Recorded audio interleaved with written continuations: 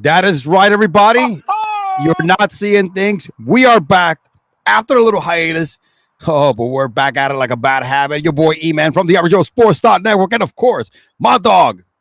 Jim from the Fan in the Van podcast. They know about me. I had to cover for the past 3 weeks, so I banged out back episodes.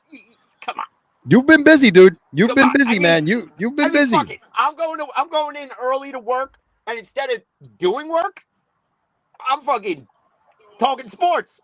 But on my time, don't worry, company that I work for, you're not necessarily paying me to talk sports. No. After 7, you are, but whatever. Yeah. Gotta get paid somehow. Oh man, Jim, what is up, my guy? You know, man, it's been a couple of weeks. I mean, I've actually even my own show. I like I told you, I've had, we've had stuff of out of town with the family. A couple of weeks ago, I was a UF for something for my kid. Last week. I was at Disney, dude. It's, as you all know, I live in Florida. If you can't tell, I'm out here a short sleeve shirt, right? You know what I'm saying? I'm in a van in a fucking sweatshirt and a shirt underneath it, another shirt underneath that, and somehow I'm not fucking frostbitten yet. Hey, listen, man, this is what Florida summer's all about, baby. It's like 65 degrees or 70 degrees. I don't even know what it is, bro. But it's not 75 at night or 80 anymore, and the bugs are not fucking flying around. So that's how I know it's winter. This is the time that people move down here for. This is the reason why I haven't left in 21 fucking years, and I would never leave. You also know it's winter in Florida when more fucking older New York people start trotting their way down, the Evelyns and the fucking Sylvesters of the world. And brother. You see them at Publix. Do you Parking know lots. where the arugula is? Dude, it is full on. So it starts November 1st when they start trekking down, the Northeast. And then you got the Canadians as well. And, it gets wild. By Thanksgiving, this shit, especially certain areas in South Florida and then the Northwest, you go to the parking lot, bro. Oh, my gosh. Nothing but other plates. And then they can't fucking drive. All right. It's like they merge in without signals. I'm like, oh, my gosh. It's like. Dude, that's the New York way. What do you think I do when I drive? I just fucking merge. I don't give a fuck. I live there. But when you get out of the gas station, dude, and you're going like 10 miles an hour, but you're merging lanes without putting your signals. That's the ones I'm talking about. It's the old bad people driving. That's. You know what the worst is? When you're a nice guy, you let somebody in front of you. Yeah. And then they do below the speed limit. We get it a lot. I have severe road rage, amongst other rage.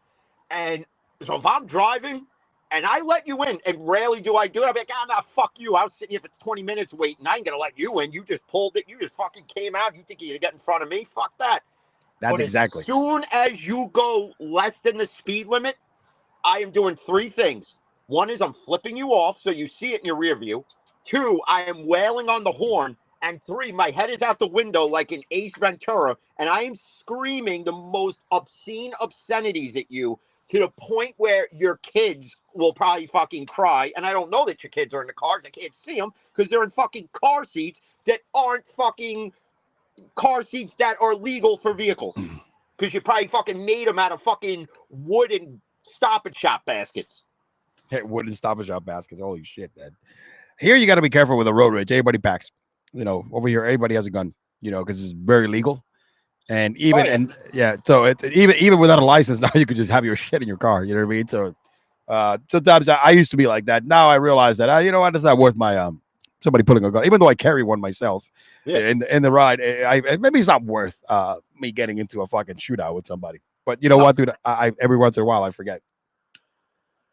What are you smoking today? What the fuck is this? Drew Estate Java. It's almost like peppermintish. Look at that. Oh, is that like a? So look, I got an Oliva number 5. So it's pretty similar to yours. I was looking at them. And I'm like, and it's funny because I was looking at the Olivas. And I'm like, I haven't had one of those in a while. I'm like, I haven't had a Drew Estate Java in a while either. Because I got that one, I got the what the fuck is this one? I can't even read anymore. The Maduro Mocha. Ooh, that seems interesting, dude. This is the other one that tastes like kind of like a darker chocolate milk. I like that. These are. I remember when these first came out. These were the fucking. Everybody was smoking these. I like Maduros, and of course, man, who doesn't like chocolate milk? Yeah, I mean, everybody was friggin' when those came out. Any cigar lounge you went to that had them, everybody was smoking it. The only one I don't like because I'm not a fan of mint. They make a green one and it's got like that chocolate chip mint to it. I'm not a mint guy. I hate that chocolate chip mint shit. And it's funny that I don't like mint, but my toothpaste is mint flavored. Yeah, no, not mine actually. Yeah, that's pretty weird. Make that make sense. It's just something with mint. Like it's not that I don't like it. I just can't acquire the taste to it like Heineken. People don't like Heineken, but yet I love Heineken. I used to be a Heineken, purist for a period of time until age started grabbing up on me, and I'm like, shit, why do I feel like shit worse than I do the next day? Heineken became the beer of choice because, as we all know, when we were younger, we went to, parties when we were in high school. Yep. Everybody was only able to get their hands on Bud Light, Coors Light, Coors, Budweiser.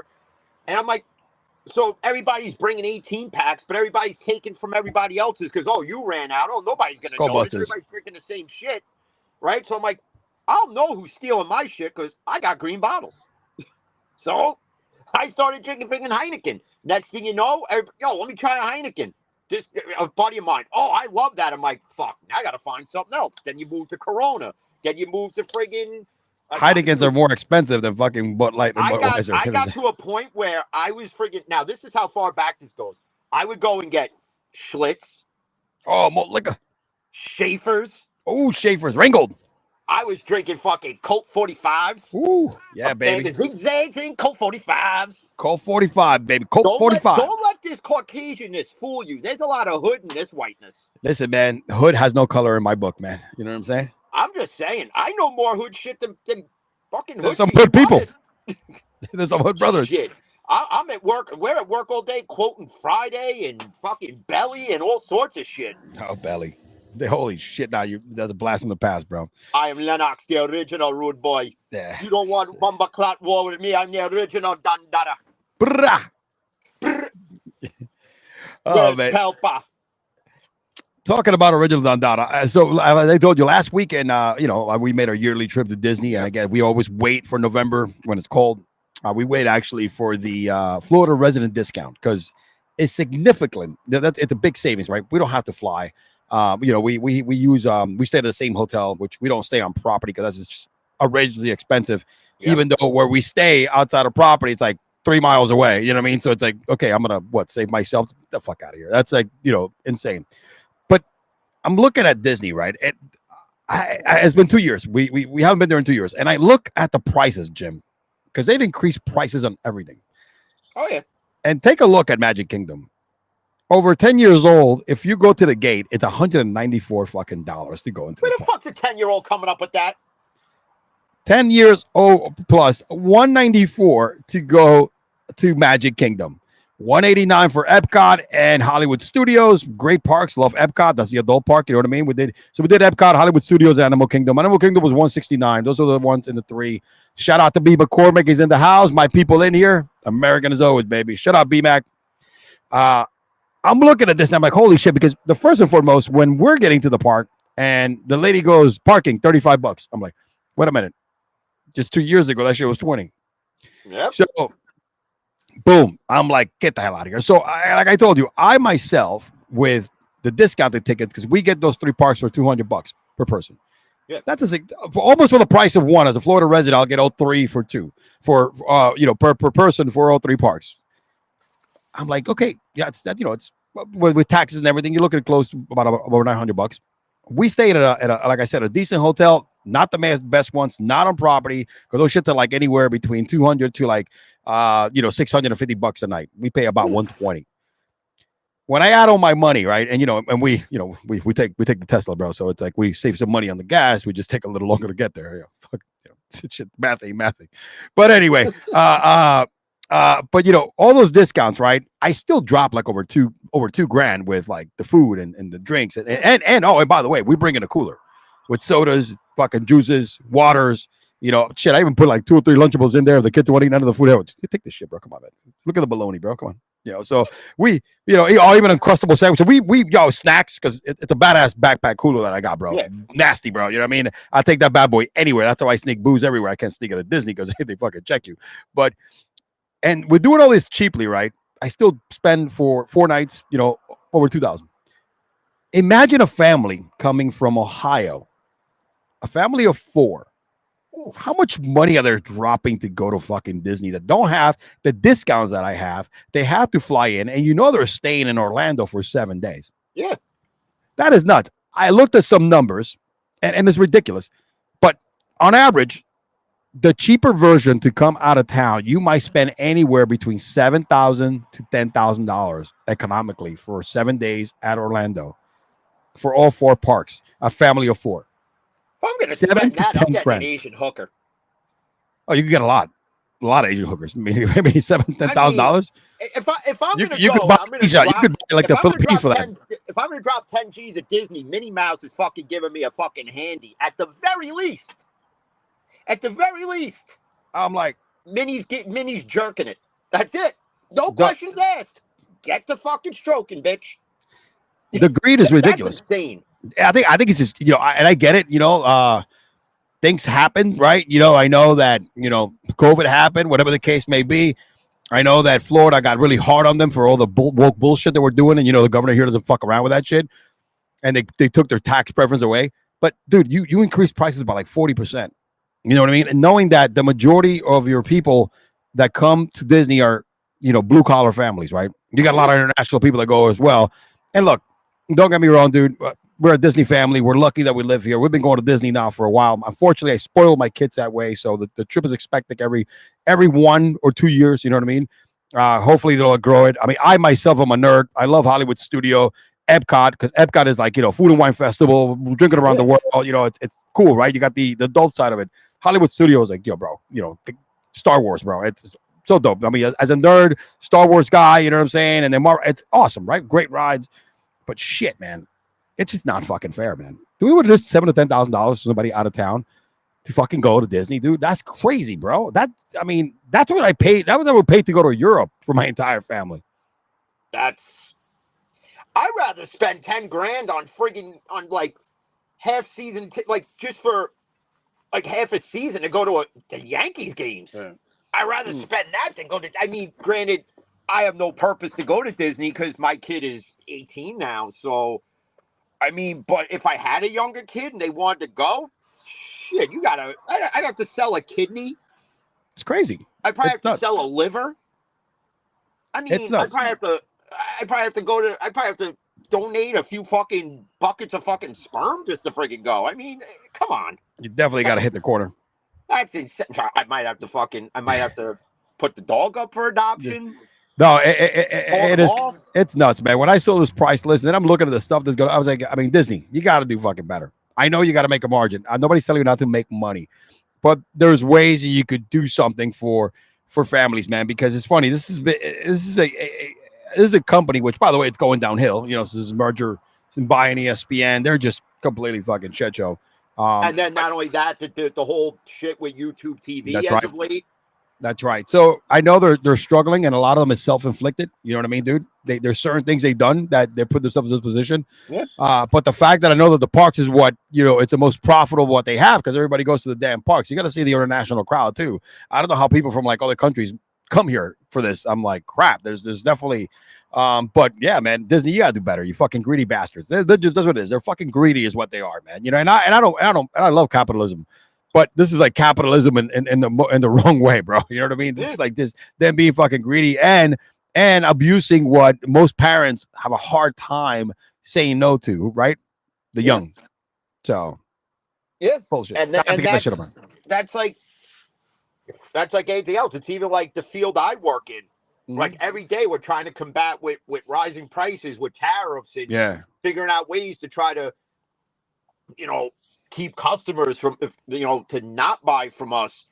And it's like the other day, I had a customer on the phone. He's like, I don't understand. I bought this battery a year ago and it was this. And I'm like, yeah, well, welcome to the new America. Everything is up. Mm-hmm. There's tariffs everywhere. There's this, there's that. What do you want me to do? Like, it's everywhere. I mean, you can't even, I remember way before COVID, you could spend $400 to go food shopping. Mm-hmm. And you came home with like 40, 50 bags of shit. Yeah, I know. You spend $400 now, grocery shopping, you come home with maybe 7 bags. Like, it's sad. Like, a guy came in, he told me he went for a bagel, a cream cheese bagel, and a coffee. He said it was $9. Mm. When That the shit is just wrong. fuck did this happen? I remember getting a coffee and a bagel, and it was like $3. B. McCormick said he's going to join us with a smoke. I don't know what kind of smoke is that, but he's definitely going to smoke something. You know what I mean? But you know what? In other words, man, I mean, I will be back there next year, but I told my wife, listen, this is just going to stop eventually. In 2 years. I mean, at those prices? Yeah, it is. It is. And like I said, I do it the most economical way. I got points from Marriott because, you know, we travel. I got, like I said, dude, I hooked that shit up, man. You got to see my fucking backpack cooler, bro. That right there, what I bring in there saves me about $200 a day. You know what I mean? Because my fucking kids, like, you know, it's hot, bro. You know, it's fucking, you're sweating like I drink water like crazy, dude. You know what I mean, dude? And then the soda, and then just get the hell out of here, bro. Water's like $5. You know what I mean? It's like, get out of here, man. Bottle of water. You fucking pricks. I'm telling you, man. You know who's not a prick, though? This guy right here, Jim. Ooh, I've been waiting. Wait a minute before we go, because I'm gonna hand the baton to you because you recently did an episode and I heard it. You got some good shit, and I want people to hear it live. But I'm gonna tell you something right now. You and I called it, right? Why Judge should win the MVP, right? Right after the season when we did our Yankee episode about free agency and blah blah blah blah. Why, you know, and all that good stuff. And of course, they are the haters. First and foremost, in my book, the two guys that are supposed to win the MVP for each league, they chose correctly, right? They got the correct pick. There's no doubt about it. You got the two best baseball players right now in the league. And for everybody that's hating, go F yourselves. All right? Because there's no freaking point on hating here. There was well, first, not only did they get this right, they got the Cy Young Awards right with Paul Skeens and Scooble in Detroit. Yep. But there was a narrative pushed based off of one stat. Yep, one stat. Particularly, that stat does not make you an MVP. Because, like I said the other day, if you want to go based off of home runs, well, then Todd Hundley hit 50-plus home runs that one year he decided to roid up with the Mets. Yeah. Then he's an MVP. Brady Anderson's an MVP then, right? Yeah, based man. on your narrative that you want to push with Cal Raleigh. Now, again, I'm not disparaging what this guy did. Great year. Team had a great season as well. When you look at certain numbers, yes, it's great. But bottom line is this. All that, and he had a subpar batting average at best. At what, 247? 247 for somebody that hit 67 home runs, that's average, right? Subpar. So a guy who hits that, you're saying should be MVP, when the other guy hit for not only over 300. Most guys finish the year at 3 or maybe a point or two above or below 300.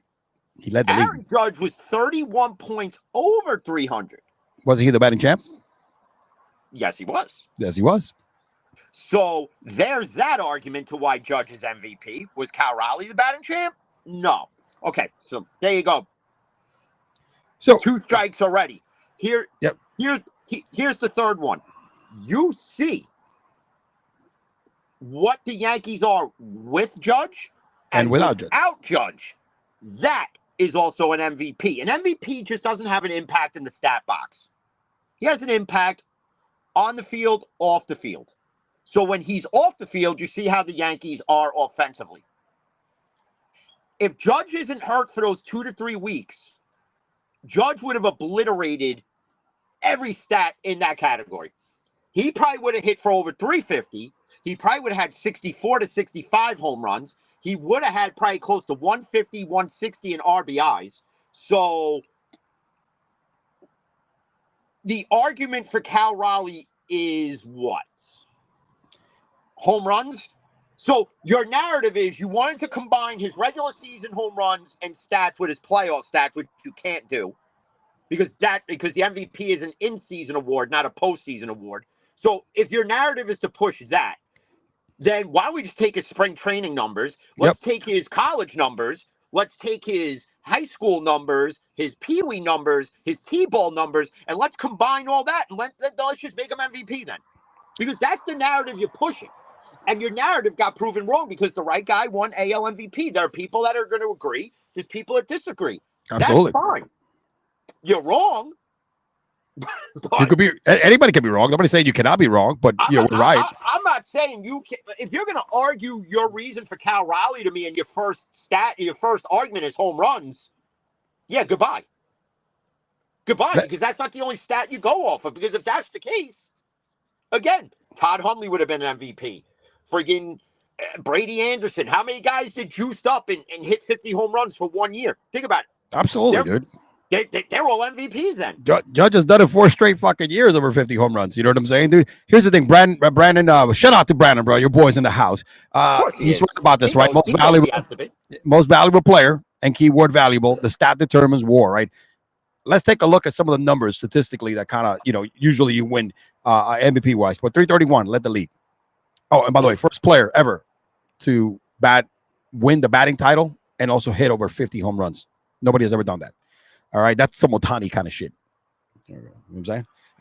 But 457 on base percentage, 688 slugging percentage.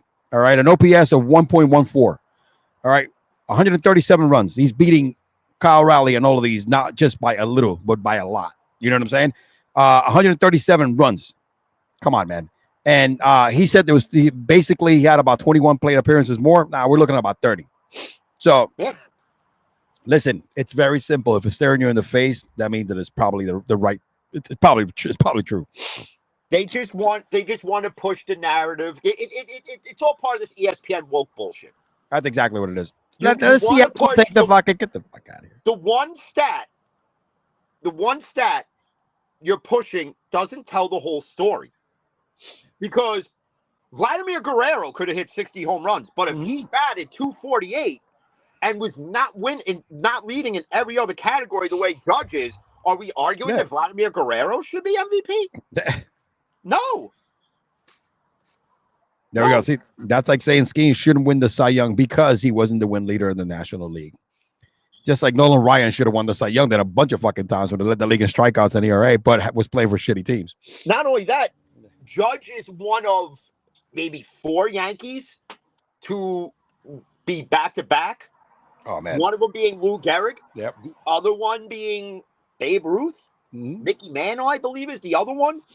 So he's in some Yankee royalty with that just alone. And like there are people that messaged me after I did the episode. You're totally shitting on Cal Raleigh. Okay, again. Nobody's shitting on him. I implore you to go back and listen to every word said and not twist what you want to hear. Nobody's shitting on him. What he did was great. 60 home runs for a catcher. Awesome. That's rarely done. Okay. JT Real Muto ain't doing that. Nope. Okay. Not one of the great. Howard never did it when he was a catcher. Jose Molina never did that as a catcher. Darren Carter never did it. Mike Piazza never did it, right? He was fucking one of the best offensive catchers of all time. But when they determine who wins these awards, they go through every stat with a fine-tooth comb. Mm-hmm. So when you do that, and again, if it walks like a duck and it talks like a duck, it's a duck. So if Judge's stats in every other category but 2, he reigns supreme in. Technically, that's a lot of categories, and Judge led on every single one of them but 4 of them. All right, yeah. It's like it's a complete sweep, man. And for once, I thought MLB, right, because they do this, right? Judge has won it before. And got it robbed from him. Yeah, we gotta rob him, right, and let's give it to Seattle, right? A little poor Seattle, a player, a Cal Raleigh, and I'm glad they stuck to their bones because usually this is going south. The guy that deserves it because he's won it already. Let's go ahead and give it to the guy let's give it to the team who, the city that doesn't get a lot of shine. New York has enough championships, right? Has enough MVPs in their career, and their history of their baseball team, right? And all that kind of crap. And usually they will go the other way. I give them respect. They actually stuck to the bones. That's the reason why MLB is passing the NBA now as the second most watched sport. They killed it in the World Series. 26 million people saw the World Series, Game 7 of the World Series. You know how many people saw like the last game in the Game 7 of the NBA Finals? Like fucking 15. All right, you know what I mean? We know the NFL is king, but whoever you want to battles know that an interesting stat with the NBA right now, since we're talking stats? Great point by Viewership Brandon. this year. Great point by Brandon. Viewership this year is without their king, without the supposed flopping goat, is up 92%. So what impact does LeBron have? None. And for the Lakers' sake, to see the way Luka's balling and they're actually winning games. Luka, listen, right now, JJ Redick, right now, all right, you know what? JJ Redick right now, I mean, if you want to have the too early discussion for Coach of the Year, JJ Redick's right there with Mike Brown in the Knicks. You know, it's crazy, bro. It's crazy. He's there with Spoelstra. He's there with fucking whoever's coaching fucking OKC. And without what? What's the equation? Or how about the guy who took over for Pop and friggin' it's San Antonio. Him too. Oh my God, watch him, Wemby. That guy's a fucking freak. That guy's a freak, dude. That guy's a freak, bro. That's a freak of nature. Stop him. That guy's a freak, dude. Injury is the only way you can stop him. You know what I mean? That's the only thing. Just be the big bad wolf and blow on him. That guy's. That's true, brother. They got it right, man. They absolutely got this right, man. MLB, I'm glad you didn't pussy out and go the other way like you usually done in the past. Not to hurt somebody's feelings. Imagine this. What would the anarchy have been if they went the other way? Well, you would get some pushback. That's the thing that.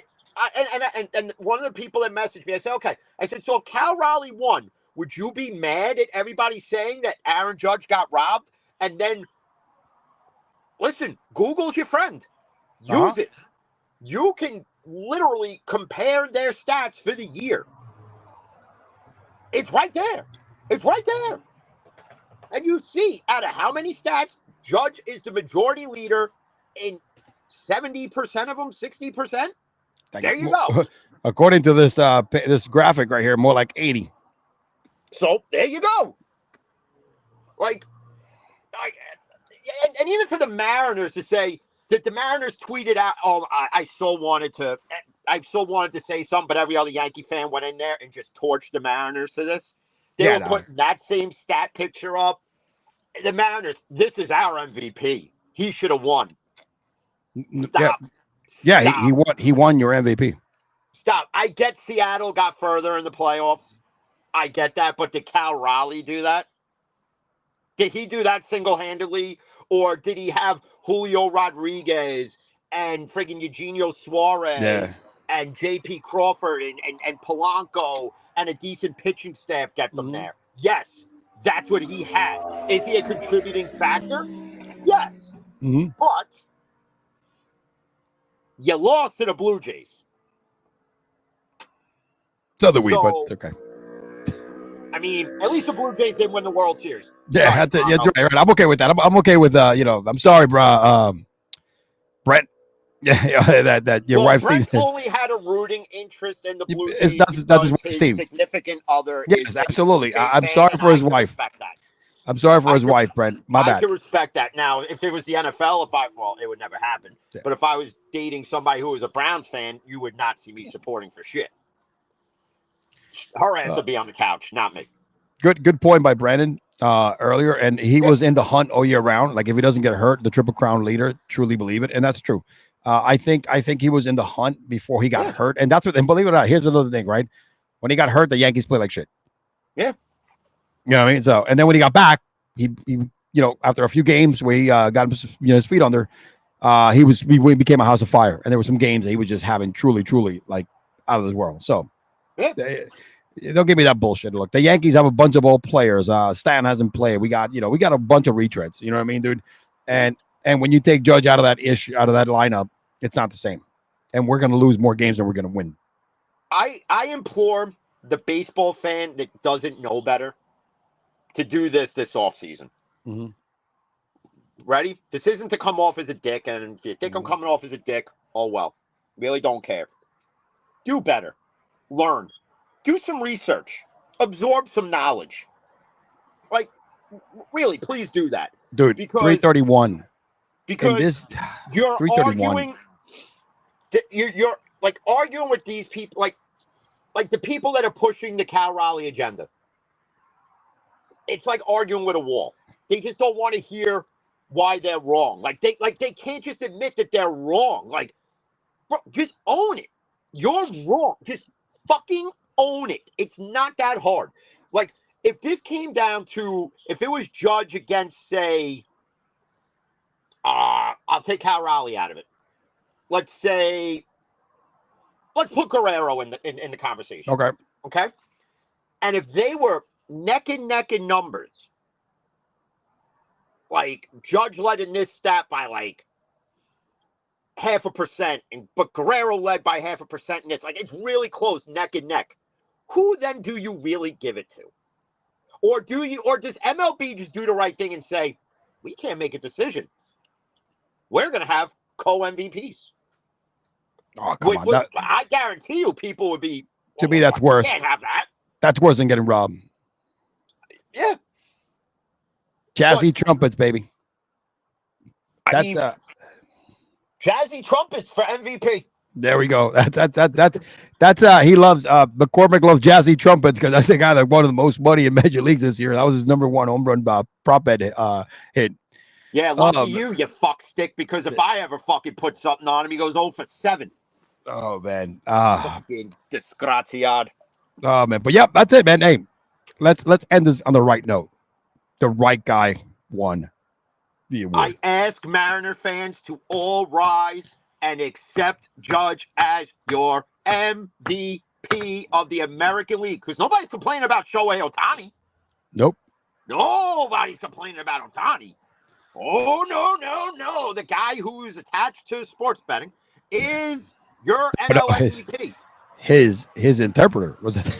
Yeah, please. All right, man. Somehow he's involved with Chauncey Billups too. Oh, absolutely, dude. But dude, if he comes out as being part of that ring, you know what I'm saying, dude? That's gonna be wild. You know who I'm waiting for to come out in that ring. You know who I'm waiting for. Who? You know. LeBron, right? Oh, yeah, LeBron. That's right. I'm so waiting because too many people attached to him benefited. Maybe that's the reason why he's so injured. No way he is not. I mean, there's no way he's not involved. There's no way. He's got to be involved. I want it. I want it more than ever. I just want it. He probably had a parlay on if his son would get drafted by the Lakers, and it made him. Oh, he did. So fucking Damian Jones can win some fucking money. He probably had a parlay that Luka was gonna get traded. You know what I mean, dude? So he had like a two. He had a two leg parlay, right? He said Luka's gonna get traded and Nico by the Mavs, and he's gonna come to the Lakers. And to the Lakers, and he hit. You know what's so sad? Follow the money. You know what's sad is he figured, all right, they trade for Luka, but I'm still going to be the guy. Oh, dude, look, that's one thing you got to give credit to the Lakers. When a guy with the last name Larvia is shining, they don't need you no more. Dude, that's one thing you got to give the ownership and the front office. They're like, yo, we're going to make this fucking trade because we want him out. You know what I mean? Without saying that we want him out. You know what I mean? And now we got our guy, and we got to extend them next year, right? You know what I mean? It's like the ownership of the Lakers finally did something right. What Pat Riley did right away. Well, that's what the pops used to do, right? You know what I mean? That's what the old man used to do. He would pay. Yeah, he would do shit like that. But like, you can't tell me that he's legitimately hurt. I think he's emotionally hurt because he's like, the Lakers want me out. Like, not for nothing. You could read the room. You could read the room a bit. That's not good. Like you could read the room with, all right, you trade for Luka, you bring in other pieces, and not for nothing, the guy you wanted as your coach is winning without you. That's really kind of the tall tale sign of, we don't need you, LeBron. No. But if they trade him, where does he go? That's the thing. He has a no trade clause, so they can't trade him. They got to eat that. But they're better off probably Buy eating him the out. 50 mil. Yeah, eat the 50 mil. That's what they need to do. Oh man, I think Abuelito Loco may have some issues, bro. He said he'll be back. The bank is calling. Yeah, I know what's going on with that already. All right. Let me see, buddy. All right, bro. Let's move on into a little bit of football here, Jim. Let's go ahead and let me. I gotta switch graphics. Let me move Mickey Mouse out of the F way here. And you know it's that time of the year, brother, for contenders and pretenders, man. All right, we got week 11. Whatever, week 11, week 12. What week are we? Week 11, I think. We're in week 11, right? Week 11.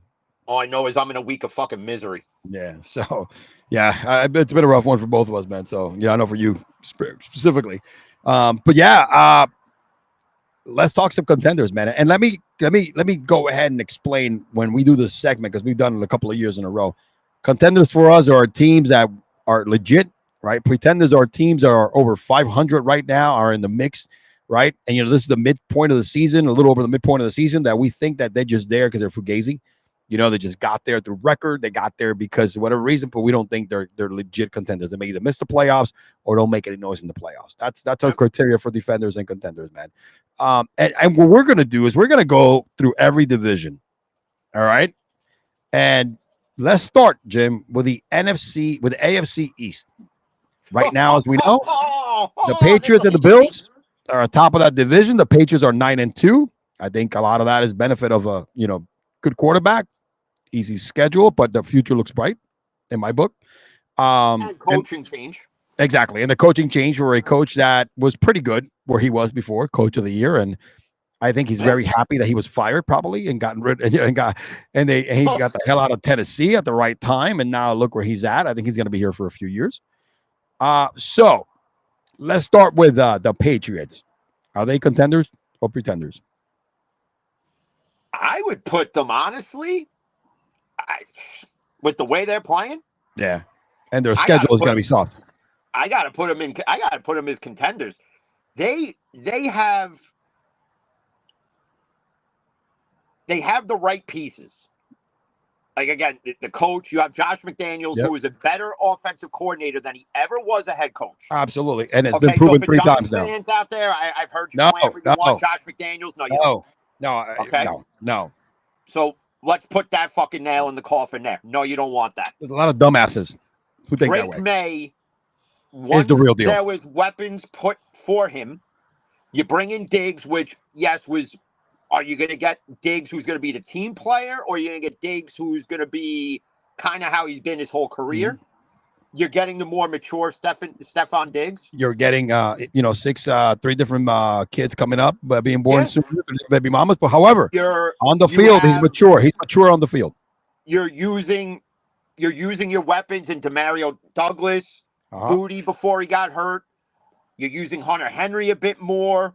Austin Hooper's tied in. You kind of went away from Stevenson more to trade Henderson, and that's what they drafted which him for. Is working. Absolutely. Your defense is top 10 right now. Top 10, great secondary. I mean, Rodriguez is nasty. Every week they've played a team with a top running back. They have held them to under 60, and they did that this past Thursday with Breece Hall. For anybody who put him at 60 plus, I kind of said it Thursday, don't do it. People did it anyway. I didn't do it. That was one of the legs that hit, and then I missed on a couple other things, but whatever. But if they keep playing at this level and barring any injuries, that's their division to fuck it. Right now it is to lose.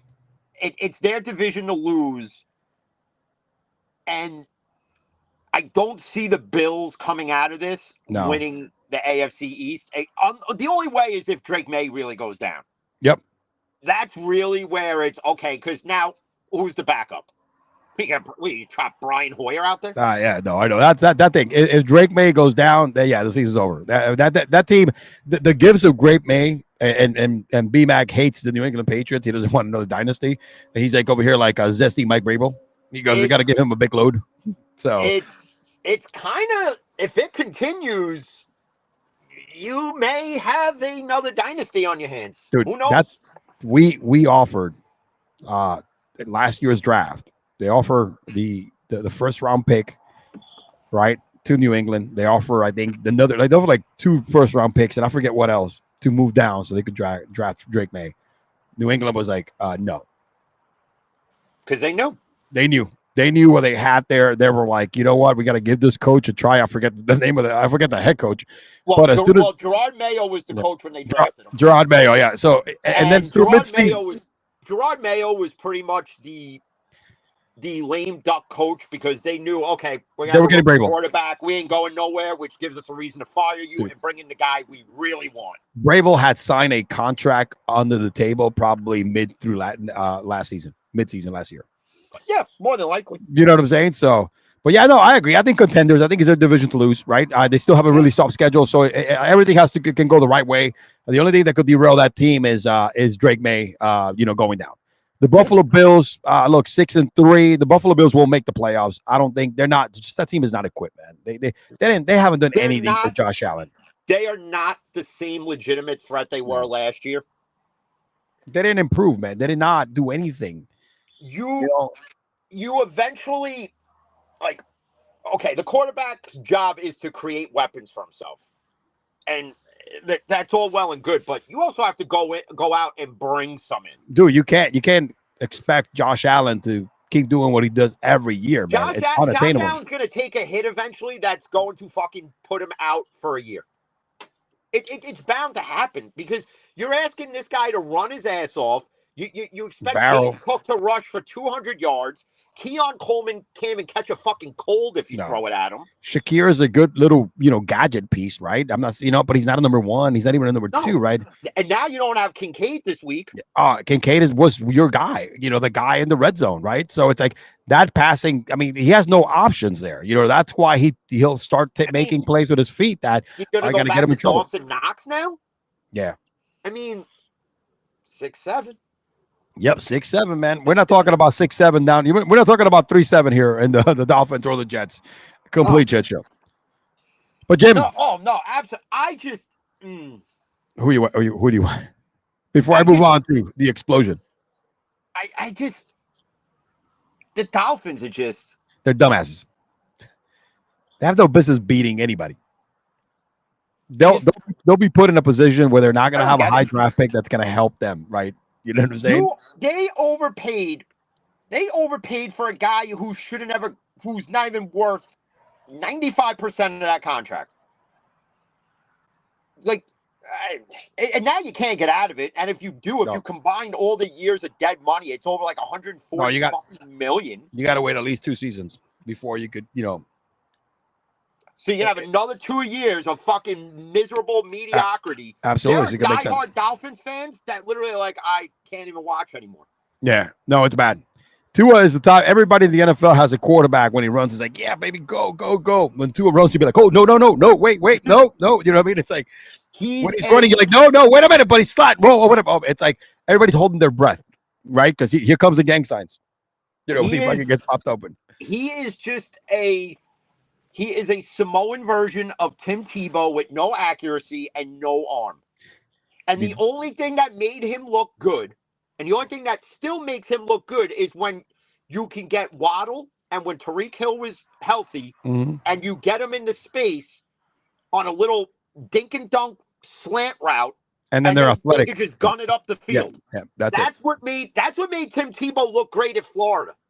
That's what makes Tua look good in Miami. The difference is A-Chain helps, but you got to expand your playbook. And you can't do that with Tua. We've seen what happens when he throws down the field. It's either underthrown, overthrown, or it's in the other team's hands. The difference between Tua and Tim Tebow is that at least Tim Tebow won a playoff game with a lot less weapons. DeMario Thomas was his guy. That's it. Yeah, let's not bring that back up. But Tebow can actually take a hit. Tebow, the team followed Tebow. You know what I'm saying? Even in those short stint in the NFL, Tebow has a better playoff record than freaking what's his name. You know what I mean? That's sad. That's the sad part. But all right, let's move on to the division that I know you want to talk about, bro. The AFC North. Your Steelers are 5-4 with shit, Jim. And then now the Ravens 4-5. they got the Cleveland shit stain who they destroyed earlier in the year. The Bengals are 3-6. That's another story. I'm not going to touch it right now. The two that we got to talk about here are the Steelers and the Baltimore Ravens. And again, my man, this is a division that is up for grabs after Lamar Jackson is back.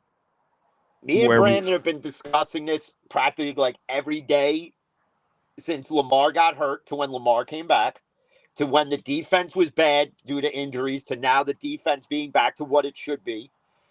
And the Steelers did not take advantage what they're supposed to do. Yep. And again, it's like they rely on everybody else to do the job for them. And you can't do that in the NFL. Nope. You can't. Okay, nobody expected the Steelers. See, this is how the Steelers season goes. Week 1, they're going to lose. They defy the odds, they win. Okay. Week 2, all right, you probably should have won that game, but you lost. Mm-hmm. Week 3, you play New England. You barely won. Your defense had to bail you out. There's no consistency with this team. Like, it's either the offense is going to win you the game or the defense. There's no, like, middle ground. And when the Ravens were down for the count, it was like, it's like in Rocky V when Rocky's beating the shit out of Tommy Gunn. Well, Tommy Gunn's beating the shit out of Rocky. And Tommy Gunn should have went for the knockout blow. And instead he let Rocky get back up. And Rocky, I ain't hear no bell. I hear no bell. Well, guess what? Lamar got healthy. That defense got healthy. And you know what they said to the whole NFL? I ain't hear no bell. I hear no bell. And now they're doing what they're supposed to do. They're beating the teams they're supposed to beat. Mm-hmm. It may be pretty, it may be ugly, but they're doing what they're supposed to do, opposed to what the Steelers should be doing. The other problem is this. The trade deadline. You know you need a legit wide receiver too. You didn't go out and get one. No. I don't want to hear the excuse of, we called this team, Bottom line is this, you didn't want to give up the extra to get what you needed. Instead, the Steelers are good at consistently staying complacent. And you cannot succeed in today's NFL with being complacent. If you're complacent with 9-8, Mike Tomlin does not need to be the head coach anymore. Bring me Marcus Freeman from fucking Notre Dame, please. Okay? Hey. This guy, because Marcus Freeman will have this team run into a damn wall. Tomlin, it's like, we're going to make some changes. Listen to Mike Tomlin talks like listen to Aaron Boone talk. It just blurs together. It's just two jackasses. They probably went to the same mediocre fucking press conference class. And I'll tell you right now, if they would have switched the spoiled ginger quicker to Huntley, Snoop, they probably would have stolen another game because that offense looked better. It wasn't great. That made no sense. Why you like? Okay, a guy that was there and knows the offense, right? Dallas last year. Yep. Okay. But here's the thing: if you had Huntley in those games, Baltimore may be sitting atop the AFC North. Remember, Huntley knows the offense. He was the backup. You don't have to change it with Huntley. He was the backup before, right? A couple of years ago. He knows the offense. Brandon will agree with this. He's not Lamar Jackson, but he has Lamar Jackson's skill set, right? You know what I mean? So it's like he may not have Lamar's arm or his accuracy, but he's athletic. He could run. He can. But you don't have to change the playbook. No. When you take that element out of your offense and you go to a guy who is not that mobile, no. What happens? Your whole offensive scheme changes. It looked like shit is what happened. It looked like shit. They had no business getting fucking destroyed by Houston. Nope. No business at all. No business. But it happened. Let me pull this up here. Look it up. They made the right move, and they went to Huntley, and it worked. Mm-hmm. Now, right now, I would say the Ravens are contenders because they're going to do again what they did last year. They're going to come back from being flatlined. Once you give them an ounce of breath to survive, they're going to take it and they're going to run with it. Yep. Literally run with it. If Lamar is healthy, 9-8 again, and we're going to go to Baltimore, and we're going to lose again, and we're going to hear the same shit we heard last year, and I'm going to crash out again, and we're going to hear, yeah, well, you know, we got to make improvements. Listen, here's the improvements I want to see. Tomlin gone, Smith gone, Terrell Austin gone. I want to see Marcus Freeman come in, bring in fucking, you know what? I'm going to say it. I'm going to say it. If you don't bring in Freeman, I don't care what John Gruden said 10 years ago.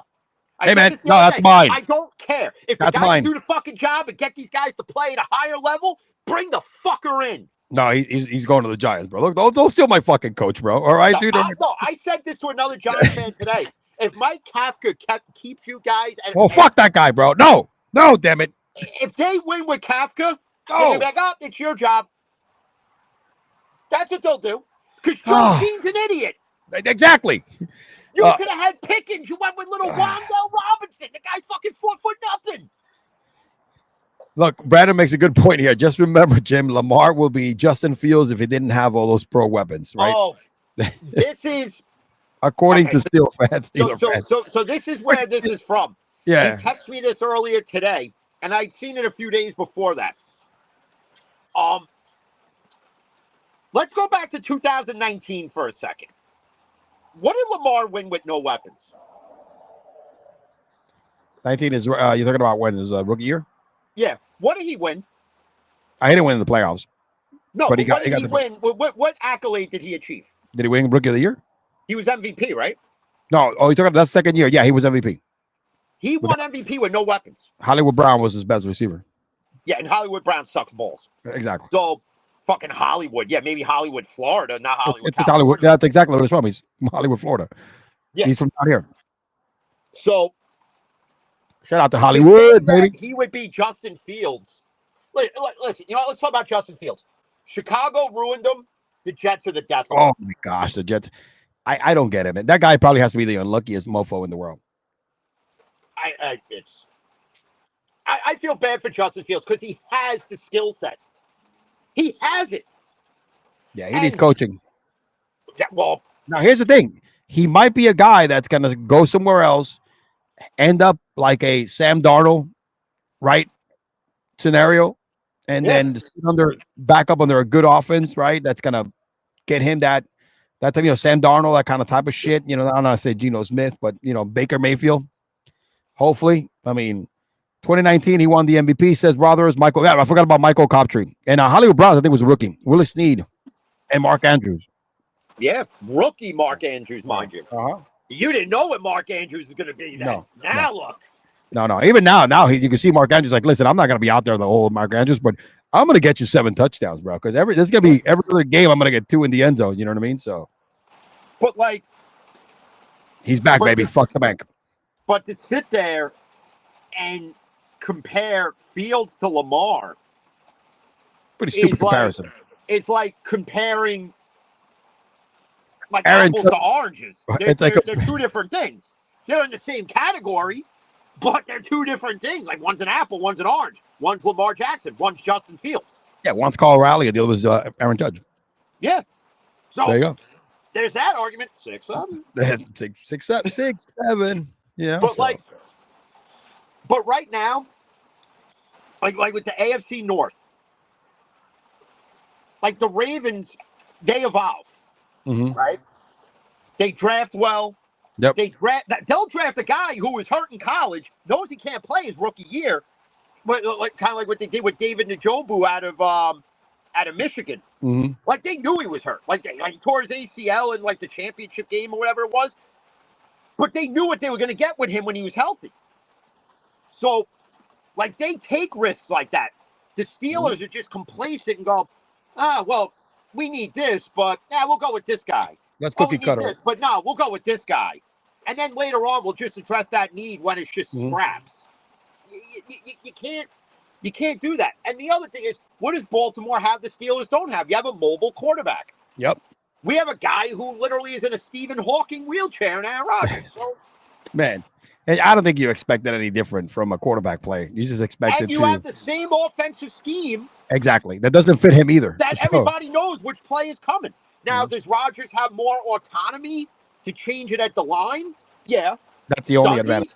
Does he? Yeah. Do I think he believes in Arthur Smith's playbook? The No, fuck no. no. He just cannot complain and bitch as much as he used to because he's not the same old Aaron Rodgers, right? From a performance standpoint. So yeah, let's see Yeah. what Brandon said. Lamar Jackson has the highest passer rating and fewest interceptions for a guy with first 100 starts. It's true. Had five Jackson in 5 games is like second in the category. No, Lamar Jackson is a stud, dude. You know what I mean? He's 12 got and more 5. touchdown passes in 3 less games than Josh Allen. All right, so here we go. I will say the Ravens finished 12 and 5. Sorry, man. I don't think that's going to happen.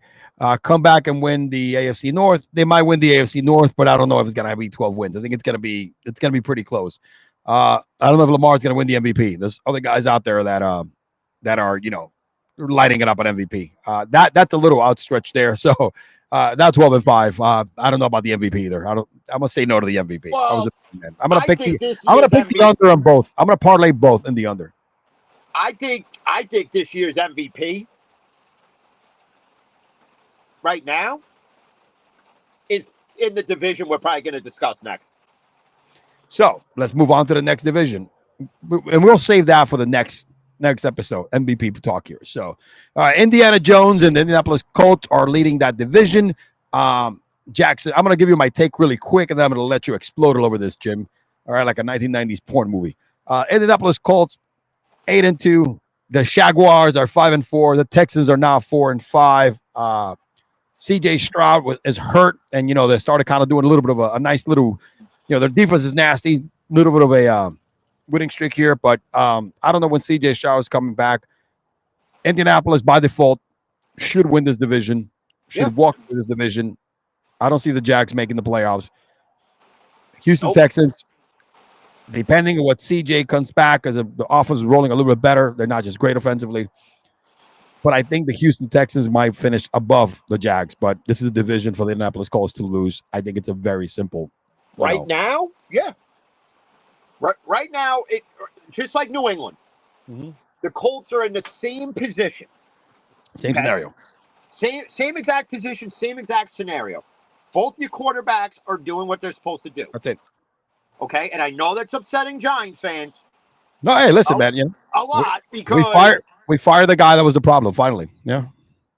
Because you're looking at what Jones is doing, and look at what he did last Sunday. They blow that lead, and he wills them back into overtime. Yep. And then he hands it to who's probably going to win MVP. MVP odds on favorite. Jonathan Taylor Thomas. Yep. I mean, we know his name's Jonathan Taylor, but for anybody who's watched Home Improvement, you know who JTT is. That's your MVP right now, barring a significant injury. They have a really good team. Guy who's getting your offense going. Tyler Warren, nasty. Is that guy at tight end. He is that guy at tight end. And not only that, they went at the deadline and they're like, we got to improve defensively. So they trade the defense is better. Gardner. Yep. And they give the Jets their wide receiver problem. And Mitchell, as we can see, can't catch shit in fucking Indy. He can't catch shit in Jersey. That's because look what they have a wide receiver, right? We know Pittman is their number. Actually, it's a pretty split. Not even the number one guy. No, Tyler Warren is your number one receiver in that team, right? He is so good, right? And Pierce is too. But you got Pierce and Josh Downs who can get downfield. They got weapons, bro. So when everything else gets shut down, you still got two guys that can get open, who are fast. And then with Jonathan Taylor there too as well. Do they have so many weapons that it's such a fun offense to watch, right? It all starts with Jonathan Taylor. It all starts with the run. Well, no, it starts with this: the O-line. Exactly. Much improved O-line is doing two things. It's protecting its quarterback and it's opening holes for Jonathan Taylor who's a stud all over you.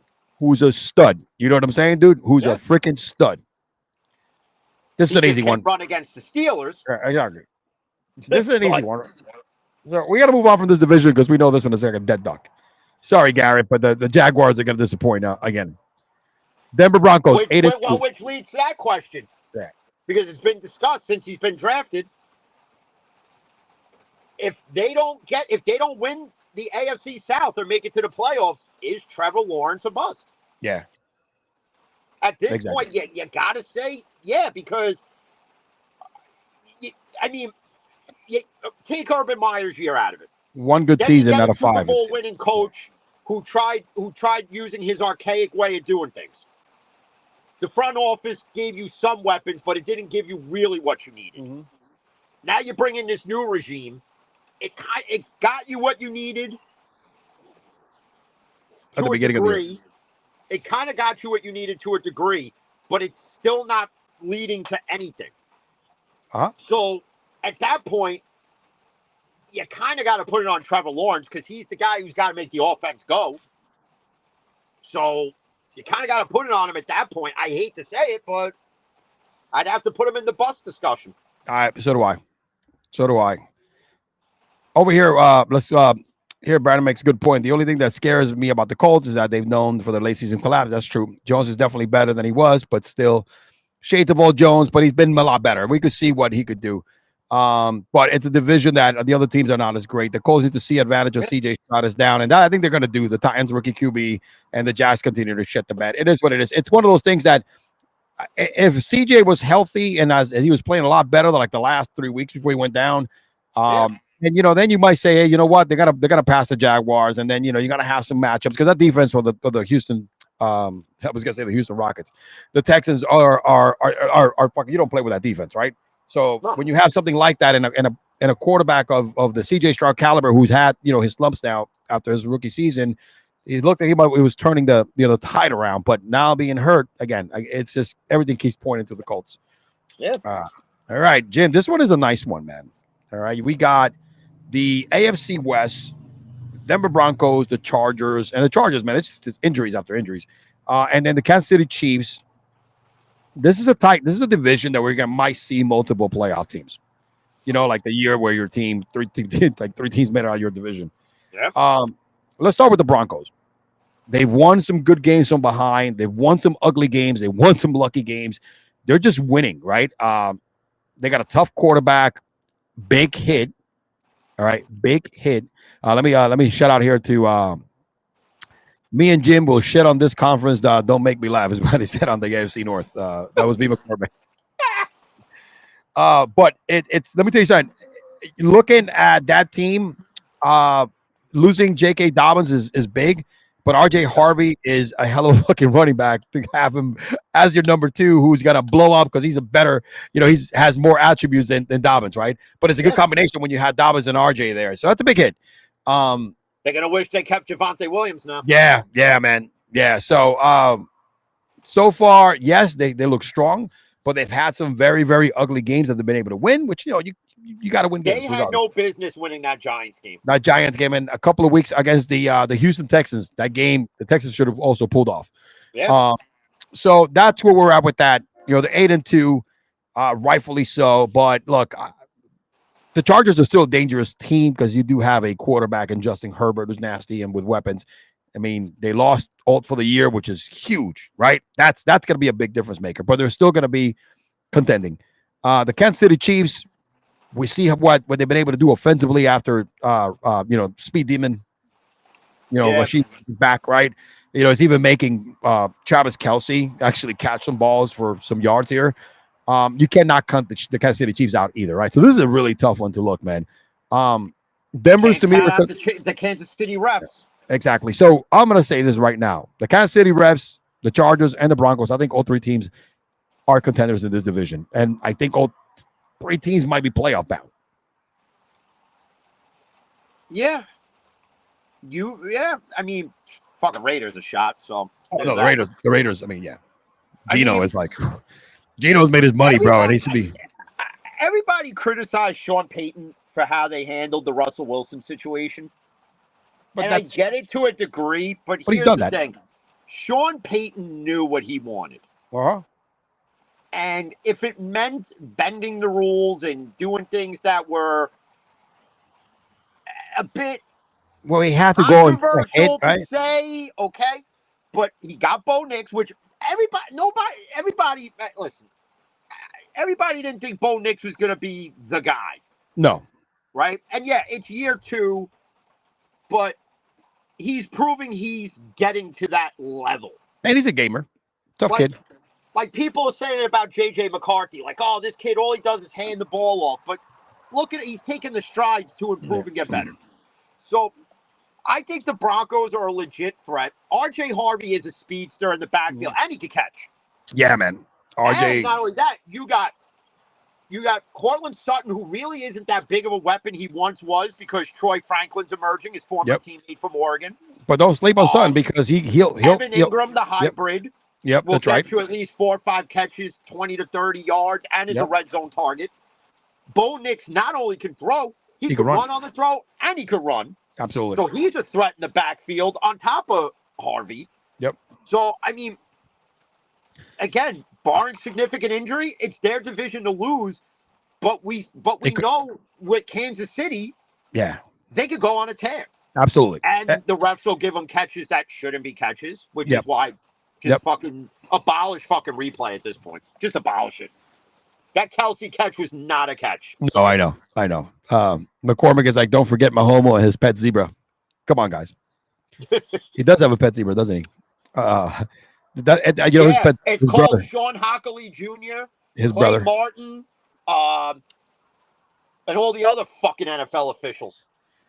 But look, and also the Chargers still have a good team. Amari Hampton should be coming back from injury, right? You got the emergence of Gadsden at tight end. Absolutely. That dude is a red zone McConkey, McConkey's still there. When you do utilize him. Keenan Allen being healthy is key. And Keenan Allen being healthy is that you have the other weapons to throw to. Keenan Allen just have him to rely on. He's the fourth best receiver in that team. Keenan Allen is the 4th best receiver in that team. All right. You got McConkey, who's definitely the number 1. To me, number 2. Pittsburgh should have did. Exactly. You know, people are complaining about DK Metcalf, he's double teamed every fucking time. Yep. So you don't have a legitimate 2 where it's okay. Now you got to cover each guy with one guy. So how do you expect DK to get 10 catches and 100 plus yards and 2 TDs a game? Quentin Johnson is finally that guy that they drafted, right? And then he's back. Remember, he was injured, and then he looked slow after that. And then the last game or so, he's going to pick it up to what he started at the beginning of the year. Yeah. And then you have Gadsden. That dude is just a specimen, all right? He's an animal, all right? And then the red zone, shit. The problem now is the offensive line has taken a big hit. You know what I mean? And that's the only thing that scares me a little bit, but I think they have enough weapons in order to stay competitive. Well, I think they went at the deadline and brought somebody in, or they brought somebody in. They just brought somebody in who's of the caliber of Joe Alt. Nobody's the caliber of Joe Alt, man. Joe Alt is just a fucking animal. Like, as far as like that build and what talent wise, I don't know, but he's got to cover a hole. Yeah, that's Yeah, well, Cardi B should have covered a hole. Well, all 3 of them. Yeah. Ass, mouth, and snatch. God, that's nasty. How could Stephon Diggs stick it in? Well, come on, dude. He has three kids coming from the baby mama. He's got 4 kids with 4 baby mamas, all coming. They're all going to be born before fucking spring training of baseball. Exactly. He's going to be at 3 or 4 different births. He might lose. He might miss some games. There might be a parlay out there with him and Tariq Hill, who could have the most kids before they retire. That's true. I think Diggs is like giving Hill a push, man. A little run for his money. But I think this division, even though they're 8-2 and 7-3, the Chargers and the Broncos 8-2, it's not over. It is the Broncos division to lose, but it's not over. I see this. This is going to go down to the wire. The thing that helps the Broncos is this: they're healthy. They swept their own division already. Yes, that's right. When you do that, you control your own destiny. Mm-hmm. Important. Something Pittsburgh can't do. Important. That is important. That's why every game, listen, for people to sit there and say, oh, the first few weeks of the season, every game in the NFL fucking matters. We've seen that in baseball this year, based on playoff seeding and whether you're the wild card team or whether you host the wild. Every game matters at this point now. From week 1 to week 18, every game matters. And when you're like the AFC West, exclude the Raiders because they're not going to be that 4 team that could be a threat. Like they're just there. North. Yeah. But the AFC West could be the next AFC North, where we're not talking the AFC North is the only tough division in the AFC conference. It's now the AFC West too. Absolutely. Like, it's getting to that point because you have Mahomes, like, yeah, he's coming to the twilight of his career, but he's still playing at a high level. You have Justin Herbert, who you got on the right coach finally with weapons. So you have that for the next 5 to 6 years to worry about. You have Peyton with Bo Nix now. So, I mean, it's going to be a tough division to win for the next 3, 4 to 5 years. Absolutely. It's going to be a tough division. They got a lot of talent on all those three teams. And, you're not going away. Next division, moving to the NFC, my man. And this is going to be a pretty quick rundown here. I love how we didn't even do the AFC. Oh, yeah, we did do the AFC South. Never mind. We did, man. We did. NFC East. NFC East, my friend. Philadelphia Eagles are winning this hands down. This is the one that, shoot. Story. That's it. You know what I'm saying? We don't have to talk about done. Cow bitches. Cow bitches been done. The only thing they're consistent at is consistently sucking. Overvaluing. And the Giants, you can have Mr. Unlimited on the center this week. You can have Jameis Winston. You can bring Jeff Hostetler back. You can bring Phil Simms back. You could bring Kurt Warner back. You could ask Eli to come out of retirement, and you still ain't winning shit. I am hyped with the famous Jameis this week, bro. You know what I'm saying? Hey. Oh, yeah, you just want to see the pregame fucking speech. And the postgame, even when they lose. You know what he said? He said he wants to be the backup next year again. He wants to keep mentoring Jackson Dart. You know what? I can commend him for doing That's not a bad idea, dude. Because listen, he's not the same. That's all he's gonna be. He's not a guy that's gonna take a team and win a Super Bowl. So I mean, I think he's embraced that, and that shows you. Like, there are guys who think they still got to be the guy. Russell Wilson. There are guys that realize, hey, I'm not a number one QB. So I'm fine with relegating myself to being a 2 and getting paid less money, but I'm going to leave an impact on the game. Like, if I know in the next 3 years, if I decide to retire and I mentor Jackson Dart and this kid goes off to have a hell of a career, I know I can leave the game knowing I had a hand in that. Like, if the Steelers decided to finally groom Will Howard, which apparently they seem to be doing. Yeah, they're grooming him Aaron to Rodgers sweep. could leave and say, if Will Howard goes on to be successful, he could say, hey, I had a hand in that. Like, there's not many that get to say they did that. Like, Alex Smith really can't say that because he didn't groom Patrick Mahomes. He already had the skill set. It was just getting the weapons around him. And the right coach. So he was grooming the position for him to, like, hey man, I'm just keeping it warm from you. Yeah, that's pretty much what it was. But yeah, this one is pretty easy. The Philadelphia Eagles should win outright, regardless of how bad their pass game is. And it's sad because the Commanders were there. Yeah, it's just injuries derail the Commanders. Jaden Daniels just can't. He's kind of having a CJ Stroud year. Yeah, man. He just can't stay healthy. Yeah, man. That's rough. That's rough because the kid has. And listen, they got weapons down there. They the do. Man they call Bill. Yep. Zach Ertz is still playing like he's. Scary Terry's been signs a contract, and then of course he gets hurt. Yeah, that's the Ayuk syndrome. That's typical, right? So that's very typical. Oh man. So this one we're gonna just move on to the NFC North and another interesting division because you got the Lions and the Bears. Surprisingly are 6-3. Ben Johnson. I was like, yo, man, I want to make this team better. Detroit Lions and then the Green Bay Packers are 5-3. Minnesota Vikings. So I knew the Minnesota Vikings were going to have growing pains with JJ there. You know what I mean? Because you have to understand he's a rookie quarterback, right? He didn't play last season. Yeah. He didn't play last season. Again, I don't understand why they didn't just put the money up with Sam Darnold, and bring him one more year. But there was an interesting thing I read about that. Okay. And I forgot who wrote it. Now, like, they pretty much like it said you should have just offered Darnold whatever he wanted for a year. Yep. So that way, then McCarthy wasn't just thrown out. Even though McCarthy got to see the system sitting on the bench, it's different learning it from sitting and then having to actually go through the motions of doing it. So you should have just kept Darnold there for another year. They'd be there in contention for the NFC North again, which then you'd have a 4-way race, which would be really interesting to see. They didn't do that because they figured, hey, we drafted this kid. Eventually, he's going to have to take the keys to the kingdom. So why not just do it now? And you kind of seen the risk reward in that. I mean, he's missed games here and there already. So is this kid going to be an injury concern going forward? Right now, all signs say yes, but who knows? I'm just going based on what we've seen up to this week so far.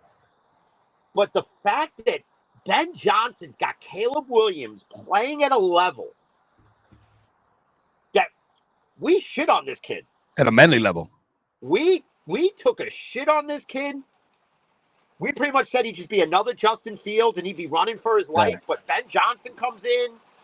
Ryan Poles brings in decent pieces for him. Dude, he has a poor man's version of Knuckles and Sonic, right? With Swift and Managi or Manjani, whatever his name is, the rookie running back. He's nasty too.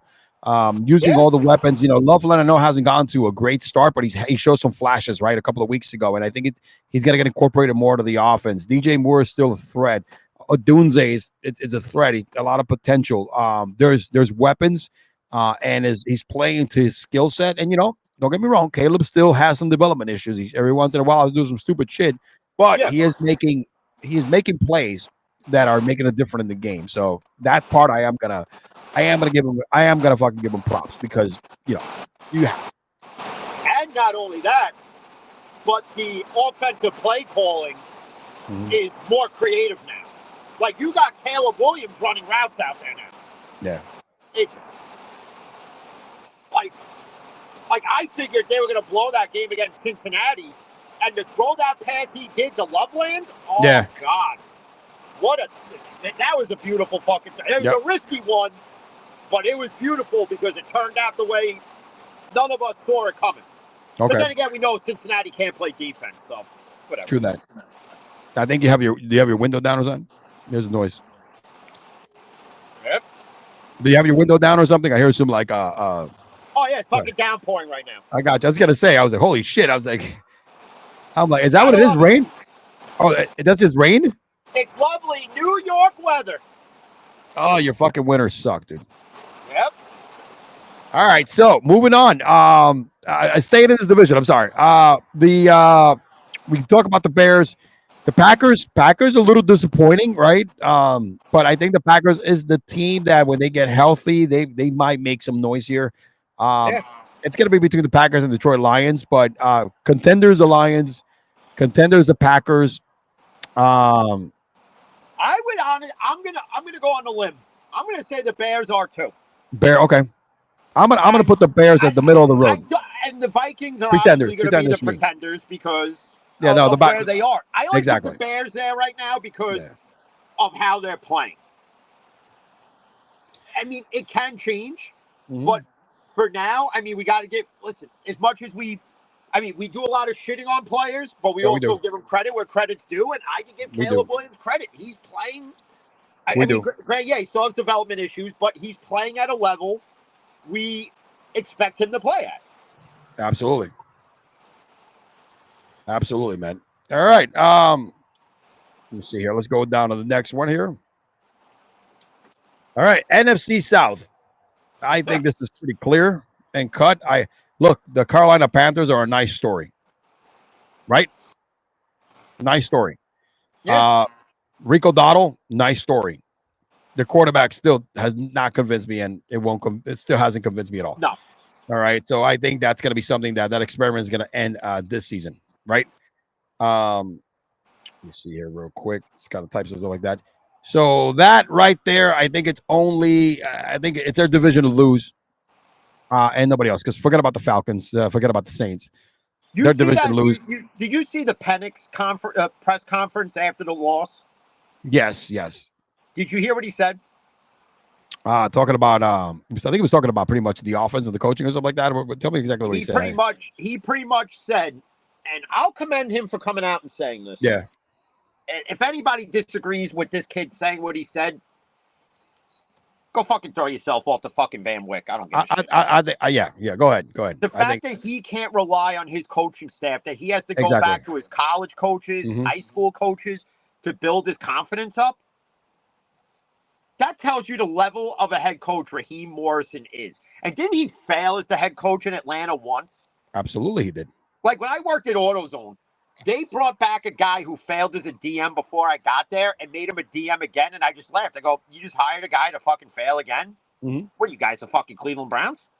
I've been in corporate America. They've done the same thing. They brought RVPs who completely sucked and got them sued and put them back in divisions, and then all of a sudden bring that division to the ground in 8 months, and then Like, they fire what the do you guy. expect? Like, what do you expect when you do that?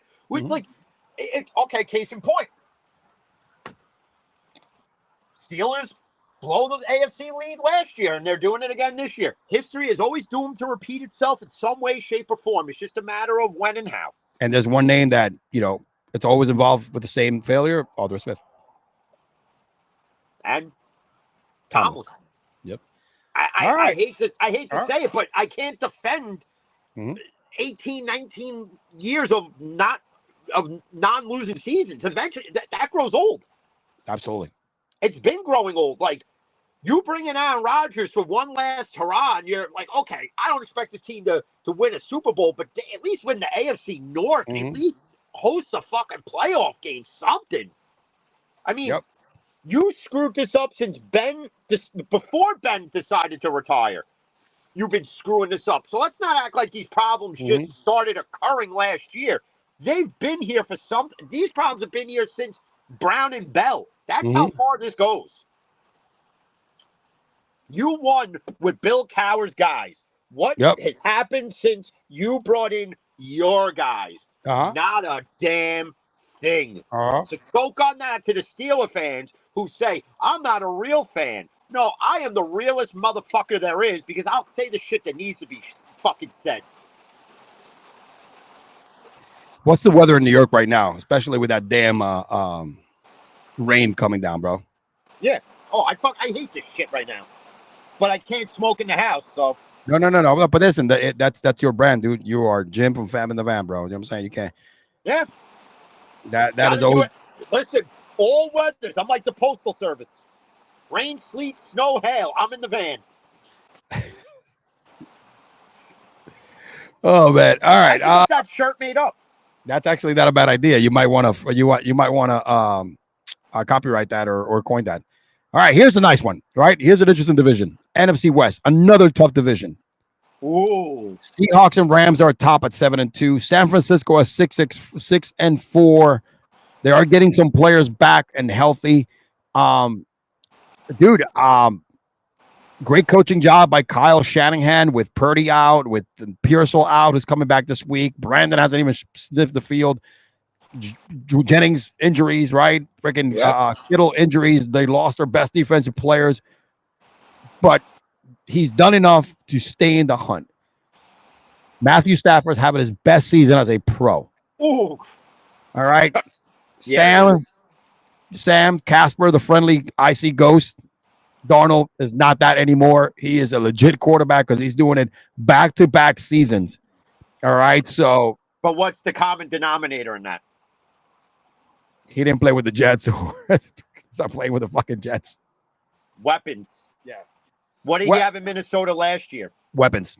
You had Addison and JJ. Yeah, Jefferson, Hawkinson. What does he have in Seattle? Good. JSN. JSN is nasty. JSN, listen, if you're going to bet JSN 6 over 70 yards, anytime TD, almost every fucking time. And not free Kenny Walker, free him, because I hate the fact that they do this. Charbonnet, bro. All the yards, and then second and goal, Chardonnay. You bring in fucking Charbonnet every time. This is why nobody bets Kenny Walker anytime TD, because white wine, baby, Chardonnay. Yeah. We're bringing fucking Chardonnay. Come on. Let me go here to the chat. Hold on a second. Let me shout out. But Darno, he's also making throws.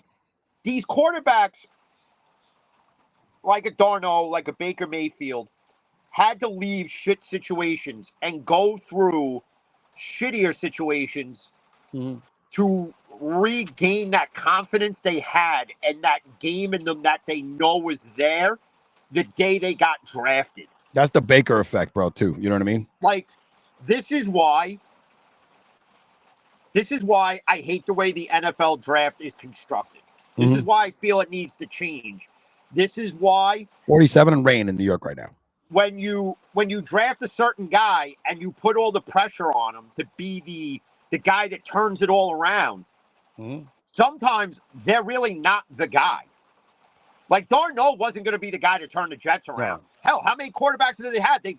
Mark Sanchez couldn't turn them around. And a slightly better O-line. True. So, I mean, Baker Mayfield wasn't turning Cleveland around.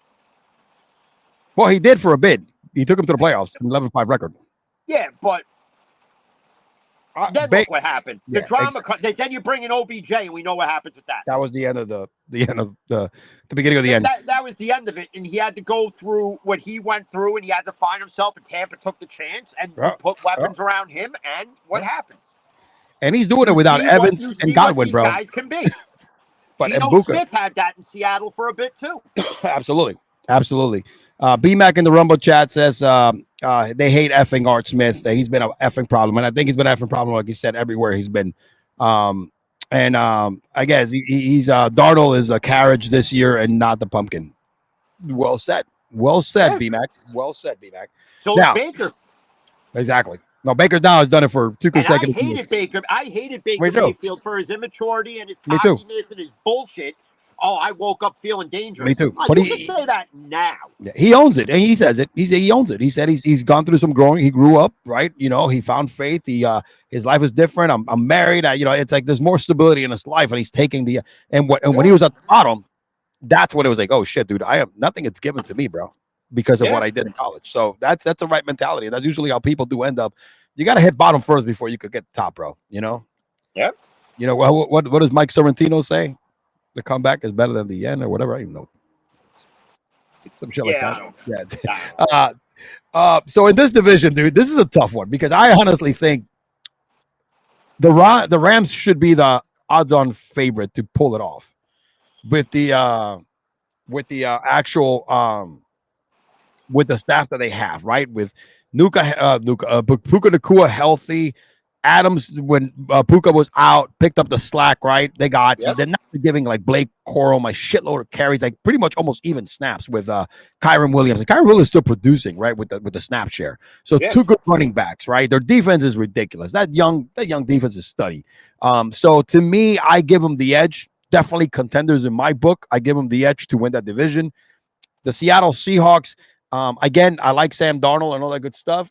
But we are in any way, I think they might hit a little bit of a wall. I'm thinking that's what I'm expecting.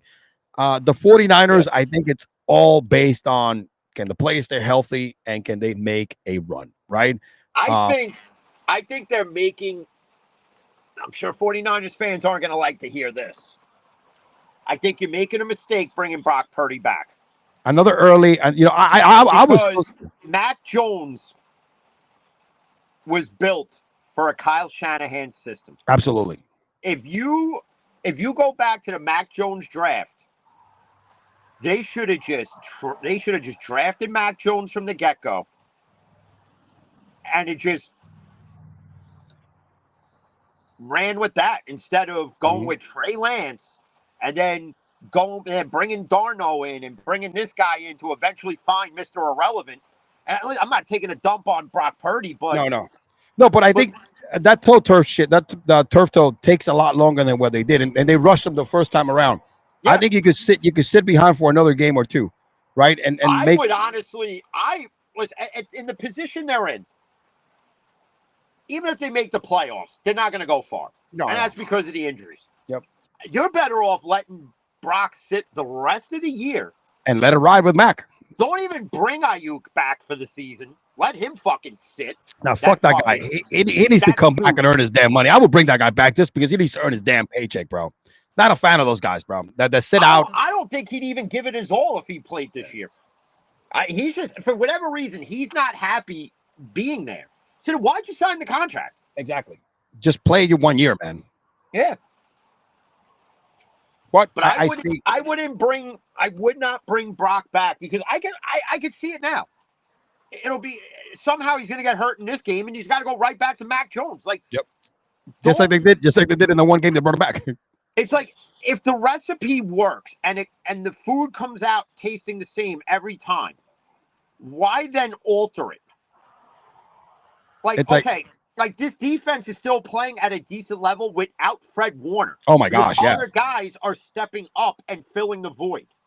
So, like Mac Jones, Brock Purdy went down. People like, oh, he ain't gonna win them anything, and they went on a streak. That's Okay, right. and then they lost one, and whatever. Okay, Well, but yeah, it's yeah. but his quarterback style of play fits Kyle Shanahan's system. Brock Purdy, I don't want to say it does, but I don't think it does. No, to me it does, but he has to be healthy because Purdy doesn't have the arm strength. He has to be 100% healthy because Purdy plays he's a little more mobile, right? You got to get him on the move, right? You know, that whole quick he does fit that system because he's 2 years in a row he's proven it. It's just he cannot play banged up. He's a small guy. You know what I mean? So you require Brock Purdy at 100%. And honestly, even this week after the layoff, right? He's still not going to be 100% because dude, first of all, takes a while. It lingers. I think this is a bad decision. I would sit him. I would just sit him the rest of the year. Let it really heal up because even if you don't play him this week, you play him next week. Who's to say it doesn't happen again? No, and then he's going right back to Mac Jones again. And at that point, if you play Brock Purdy this week and you lost, that just puts you another game back from a wild card. Mm-hmm. And then if you play him next week and he gets hurt the following week and he gets hurt and you lose again, now you're just out. Yep. Because that's just too much ground to cover now with the last few weeks coming and whatever your schedule is. So I think this is a bad coaching decision by Kyle Shanahan. I think they should just say, Ride it with Mac attack. You're the future of this team. Mac's just here for like another year. Ride it with Mac. Maybe he'll go to the Raiders. Who knows? Yeah, no, he's got to get a starting job somewhere. There, who knows? But Mac Jones is going to command a decent amount of money on the free agent market. No, he's got to get a starting job. B-Mac says, I think a dump on Purdy the 30s. Yeah, he's not a fan of Brock Purdy either. Yeah, Mac Jones hates a lot of these fucking guys in the NFL, dude. You know what I mean? B-Mac does.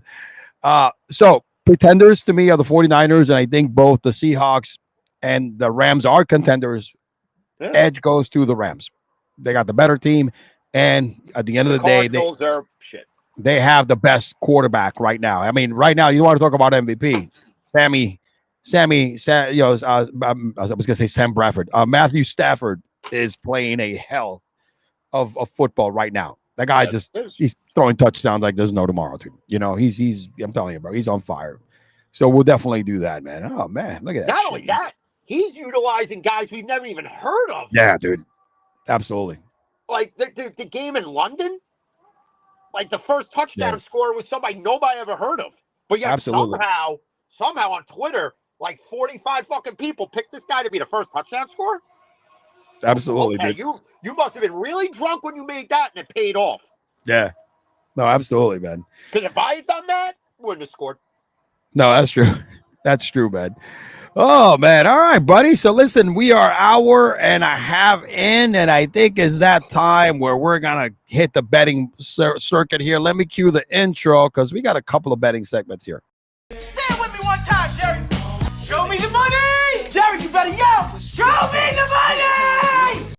We got a lot of picks. Before we hit B-Max picks, before we do our live 5-leg parlay builder, we got our boy Whitey living us a voicemail, and he left us his picks of the week, baby. All right, let's go ahead and get son of a bitch. He stole my phone again when I went to go get my cigars. This fucking midget. He's doing your shit, man. He's kicking your ass, man. I'm telling you, man. He's doing it. All right, let's see what we got here with our boy Whitey's pick for this week. Yo, it's me, Whitey Duel. And I guess this is going to be a reoccurring segment now on Cigar Sports with Jim and E-Man. And I'm sure they've already dropped some truth bombs. So here's another one. Here's my picks for you fucking degenerate gambling ass bitches. All right? This is what we're doing. We're going to go to freaking Madrid. All right? And we're going to go with the Miami Dolphins and the concussion-full fucking Tua Tagovailoa without the cheetah who's got more kids than a welfare house. That's one. All right? Then we're going to go to the Berg. We're going Steelers. We got to go Steelers. Jim, I'm doing it for you, bub. They better pull it out or I'm done. I'm done. I don't root for them no more. Tomlin, got to go. Got to go at that point. Done. Mediocrity Over with. We're going with Garrett's Jacksonville Jaguars because I love me some sunshine, even if it's on a rainy day. Okay. E-Man, I'm sorry. I can't do it. I can't go with the G-Men, even with famous Jameis Winston, crab eating, crab stealing, W eating. I can't do it. It's not going to happen. Not going to happen. I'm sorry. Green Bay Packers by 1,000. Put the brie on it, the Asiago cheese, and the Lacy Swiss on it. Do that. Do that. And most importantly, remember this. Monday Night Football. I'm going to go crazy here. I'm going to go Raiders. I don't know why. I just think Dallas to me, they're a very inconsistent team. They're consistently good and consistently sucking. So there's that. Those are Whitey's picks for the week. Back to Cigar Sports. I'm sure B-Mac's going to have his degenerate picks as well. Deuces, bitches. Till the next one. Whitey out. 5,000 pops.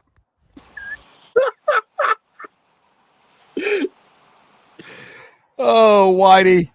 And I knew he took my phone because when I came out, he immediately put it back on the fucking the holder that's a charger. Oh, man. He's pretty fast for a little man, dude. He's crazy. Well, he threw Eleanor out of the house. He put her in a fucking retirement community. No way, man. Hey, he's in that midlife crisis for like the third time in his lifespan. You know what I mean? His life cycle. Jesus Christ. He's a fucking legend in his own mind, though. He is. All right. Now that we got Whitey's picks, we are going. Listen, McCormick, we got to hit McCormick. McCormick sends us a nice little gem here. All right. It's called First TD for this week. Ready? Boom.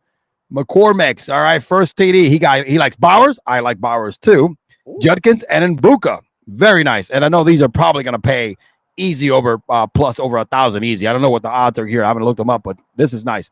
Bowers, Judkins, and Mbuka. And I may have to just tell. Absolutely, brother. You know what I mean? He's been hot. He's been hot lately. He's broke out of his cold slump and has had 2 really strong back-to-back weeks, man. Picks and valleys, right, McCormick? Picks and valleys, baby. And he's now on a peak right now. Again, first TD of the game, Bowers, Judkins, and Mbuka. Don't sleep on that, bro. The B-Max pack of the week, baby. All right, let's build ours, man. I got something for you, Jim. Let me go ahead. I wrote it down on a piece of paper called Word. And you know who I like? I like Pearsall coming back, dude. Right? For over 3.5 receptions. I know he's coming back from injury. He hasn't played, but Pearsall before he left, he was just an animal. They're playing a really nice matchup, right? In the Arizona Cardinals. I believe it's the Arizona Cardinals, right? And really, really shitty secondary. So I think this is a good game for Purdy. That's why they're bringing Purdy back. Soft matchup, right? You know what I'm saying? Soft secondary. And Pearsall is gonna. I mean, if they've been hitting the ball with Kevin Bourne, all right. I forget who the other wide receivers are. I think Pearsall should have a 4-catch day, and the odds paying are really, really nice at plus 122. All right, I got another one for you because based on the offense and also the matchup. Let me go back here to hold on a second. Let me let's share the tab. Boom. Let me bring this up here. Let's put it up there. There's Pearsall right now. Right now, we got Pearsall for receptions. And I'm sorry, I'm going to be a little slow here because I have to find the damn game. Next time I should build this. You know who I like here in this game? Like I said, the Miami Dolphins against the Commanders. Let me tell you who I like here, man. I like Bill. I like Bill on rushing attempts, Jim. I mean, he's been off a little bit the last 2 times. But, wait a minute. No, A+ rushing. I like Bill with A+ rushing. No, shit. What is this? Not alternating. I like. Where's the rushing attempts? Let me. Let's get the shit out of the way. I don't like. What happened here? That's not it. Oh shoot. I don't want. I'm looking at the wrong shit here. I need rushing attempts. What's rushing? Rushing. Here we go. All right, rushing attempts here. I like the over on Bills. All right. Over 7.5 rushing attempts, man. All right. Right now, that is looking spicy. You know what I mean? I think it's over plus money as well. Right now, we're cooking with Bills over on rushing of 7.5. And Pearsall, we got a parlay cooking at plus 348. All right. My next person in here is. Hold on a second, man. I got to scroll down here. Let's go to the cow bitches. All right, let's go to the cow bitches matchup here. Let me go back here to the main screen. Let's go look for this game. All right, let's go look for this cow bitches. Where the hell are you? Fucking douches from Action Sport. They should have us there. Let me see here. I need to look for the games here. All right, here we go. Let's look for the cow bitches. When do the cow bitches play? They play Monday night. They play Monday night, so that should be the last game. Cow bitches against the Raiders. Easy matchup. All right.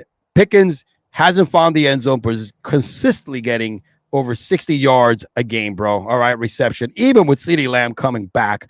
What we want here is receiving yards. I don't think I have a single anytime touchdown here. It's just all CeeDee Pickens over 66 yards. It was actually 66 and a half. Right? You add that in there today, and that brings our parlay out to plus 730. Pickens over 66 receiving yards. Good value. Good value at 117, minus 117. And I spoke about this guy earlier.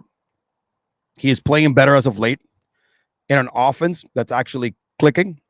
All right. And that's the Bears, man. I can't believe we're talking about the Bears potentially being a contender, but we're also talking about one of their players having a decent game because he's hit this number now in 4 straight games. He's gotten 4 receptions in the last 4 games. Like I said, he's coming up as of late. That's a rookie Loveland, all right, who we know he was drafted high and we know what he could do, but I think he's finding his way in this offense and receive receptions. And what's his name? Caleb Nailboy is definitely looking more and more towards him. He broke out 2 weeks ago. Let's take a look here at Loveland over 2.5. minus 120. Yo, a 4 legs right now with Loveland over 2.5 receptions, getting 3 receptions is a 1,400 right now, plus 1,400. I'm actually going to play this parlay. And here's the bigger sleeper of the night. And I know, man, I don't know why I'm doing this, but I think because Famous Jameis is starting at quarterback. Hear me out. With Famous Jameis, you're going to have one or two things. You're either going to have a bust or you're going to have an unbelievable day. All right. With Famous Jameis. All right. The Packers are not great. They don't have a great secondary. He's going to throw the football. He has no choice, right? Running game shot, right? Without scat. Yeah. And we know what he did with Cleveland. He's got to air the ball out. I'm going with another reception props here. All right. You ready for this? You ready for this, man? You mentioned his name earlier a little bit, but I'm going with receptions on Wan'Dale Robinson over 5.5. He's been hitting it. Exactly. Look at his 5-leg parlay, right? At plus 2481 right now.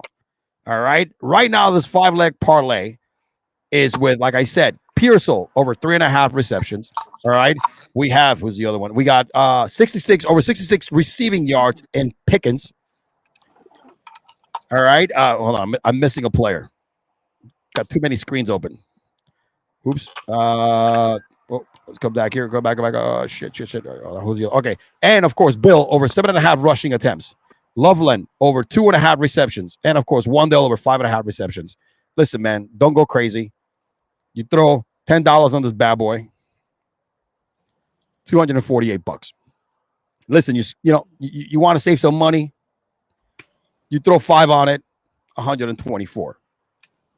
That's probably what I'm going to do. I think this is very doable. Let me see what. Let's see what. I remember all this shit. Go back and watch the show. JCM over everything. Let's see what we got. We got a comment here on the chat. Fuck them. Oh, that's Streamaboo. Hey, Streamaboo. These right nits. Streamaboo. These nits.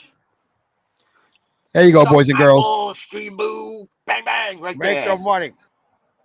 Make some money, baby. All right, where we're at. Streamaboo. I got an idea. Why don't you go fuck your cousin? You're probably a Browns fan. You unmoved, compromised. Yeah, okay. Yeah. Your fucking mother and your cousin were uncompromised when they were fucking each other. Get the fuck out. Get the fuck off my screen, asshole. That's true. All right. Bag. All right. Let me now let's move on. If you watch it on Twitch and you don't like it, you know what? Here's an idea. Leave the fucking just fucking leave. Do that. Nobody's gonna get mad at you. All right? We don't give a fuck. Oh, we shit. got our loyal viewers, and that's all that fucking matters. So, Jim, I was gonna do 5 quarters and 100 pennies, you fucking cocksucker. How about that? Let's hit him with a home. I'll give you a fucking crash out. Ready? Fuck your fucking app, motherfucker. That's right. There's nothing but young Gen Zs just doing nothing. Yeah, you fucking Jack Doherty's getting fucking arrested in fucking Miami for cocaine possession. You fuck. I can't stand that kid, dude. And your Aiden Ross is suck my ass. I can't stand that kid, dude. Aiden Ross, I would knock out in 4 shots. I will get on the ring with those guys. You know how Aiden Ross has that kick channel? I would fuck up Jack Doherty and bang his girlfriend at the same time. Remember, Jack Doherty doesn't fight anybody. He has a security guard. Pussy. He's that kid in high school acted tough because his friends would do all the fighting for him. But take your friends away, and what happens? See, now me in high school, I was different. I was the guy who fought everybody because nobody else wanted to fight. Yeah. I was the one who would fight the biggest fucking guy because I was a dumbass. I would I used to orchestrate shit. Yeah, that was me. I would just intentionally go up to somebody and just fucking punch him if I wanted to. So Jim, I got some bad news. For some reason, I think my password is wrong in FanDuel. I haven't used it from the desktop in a while since last week's show. So it would take too long for me to reset this shit. So sorry, folks. No fantasy lineup. My bad. Oh, well. Well, with that being said, we got 15 minutes. We got some time. It is time, my friend. It is time to laugh. And hopefully I could do the right intro this time for Down the Rabbit Hole.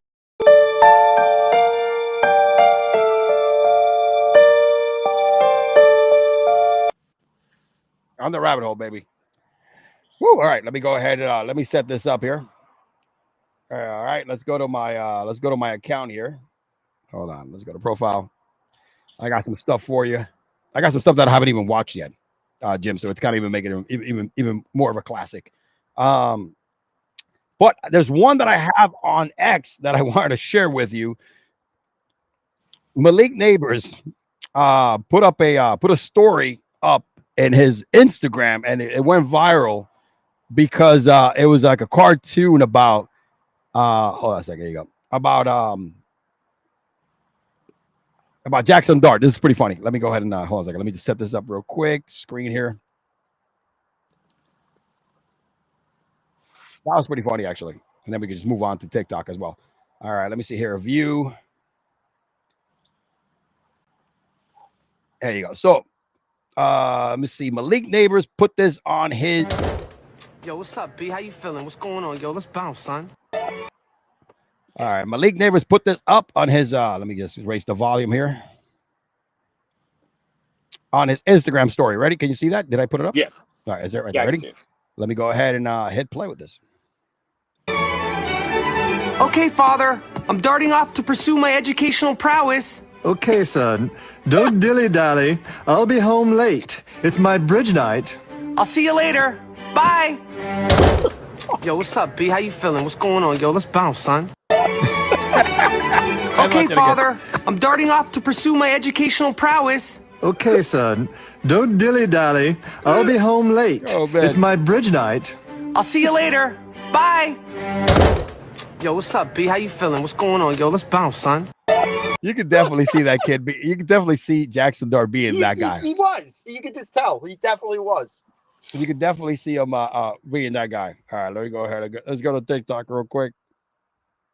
All right, here. Here's my hands. All right. Here's the first one. Ma'am, what's wrong? Where's my cock? Ma'am, what's wrong? Where's my cock?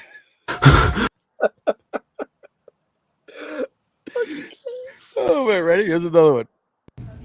We're Jets fans, little guy. The fuck we are. That guy in there is a Jets fan. I'm not crazy like him. Oh, shit. We're Jets fans, little guy. The fuck we are. That guy in there is a Jets fan. I'm not crazy like him. He did one with the Cleveland Browns, too. They did? Oh, man. I gotta look for that one. I saved it. Oh, my God. Here's another one. Ready? Check it out. The ICE immigration playset. Kids can load up the cargo plane with immigrants under watchful police eyes and send them back on the bus and plane. Realistic loading action makes every mission exciting. Order now and remember, they're on their way home. Set. Introducing the ICE Immigration Playset. Kids can load up the cargo plane with immigrants under watchful police eyes and send them back on the bus and plane. Realistic loading action makes every mission exciting. Order now and remember, they're on their way home. Set. Shit, man. They had the Charlotte Hornets one with Terry Rose. Oh yeah, I saw that. I saw that one, dude. I saw that one with I know I have the playset. That's coming. I got one. That's coming, bro. That's coming. Ready? That next. There's another.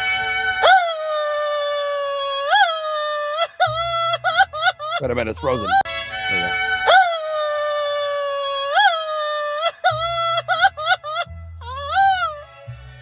go. Un pinche gritazo para pinche Vicente Fernández. De la chingada. So rock me, mama, like a wagon wheel. Rock me, mama, any way you feel. Hey, mama, rock me. Hey, guys, what can I do for you boys today? Oh, mama ain't raised no snitch now, but I did see about 6 or 7 of them down by the labor pickup near the Waffle House. That's right, 6 or 7. 6 or 7. Hey, you want you a lip? Oh, you do Zins? I ain't mad at you, man. Hey, you be safe now. Hope you find them boys. Oh shit, man. Oh, dude. Oh my god. All right, ready? Look at this one. You never in your life ever had the pollo slides, the Louis Vuitton slides. You never had those in your life. The low cost. Nah, you never in your life ever had the pollo slides, the Louis Vuitton slides. You never had those in your life. The low cost. Nah, you never. Bro. Oh my god. Oh, here I got another Jets one here. Here come the Jets out of the tunnel, and wait a minute, those are dumpsters. Yeah, they're on literally fire. rolling flaming dumpsters onto the field, and the crowd is loving it.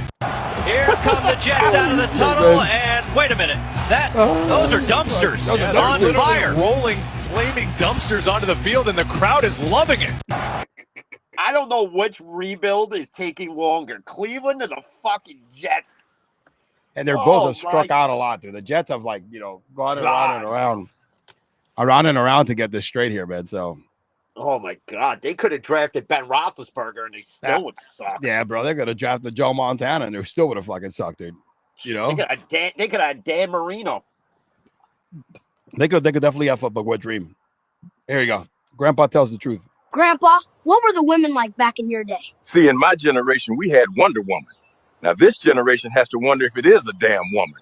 Grandpa, what were the women like back in your day? See, in my generation, we had Wonder Woman. Now, this generation has to wonder if it is a damn woman. Grandpa? Oh, man. Here you go. Gorillas are back, baby. Call a person who can't afford their gender reassignment surgery. Don't know. Bro, what do you call a person who can't afford their gender reassignment surgery? Don't know, bro. Transaction declined. Bro, what do you call a person who can't afford their gender reassignment surgery? Don't know, bro. Transaction declined. Bro, what do you call a person? Oh, man.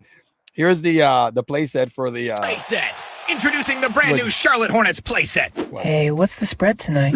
They're not even trying. Now you can recreate all your favorite questionable Hornets moments with built-in point shaving, suspicious turnovers, and that one guy who's definitely checking DraftKings mid-game. Batteries, integrity, and playoff hopes not playset. Introducing the brand new Charlotte Hornets playset. Hey, what's the spread tonight?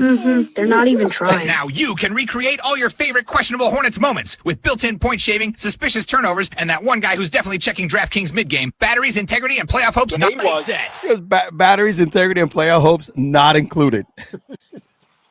He definitely was. Oh man, that was, you could tell that they did a Rozier. That's about Terry Rozier when he played for them, dude.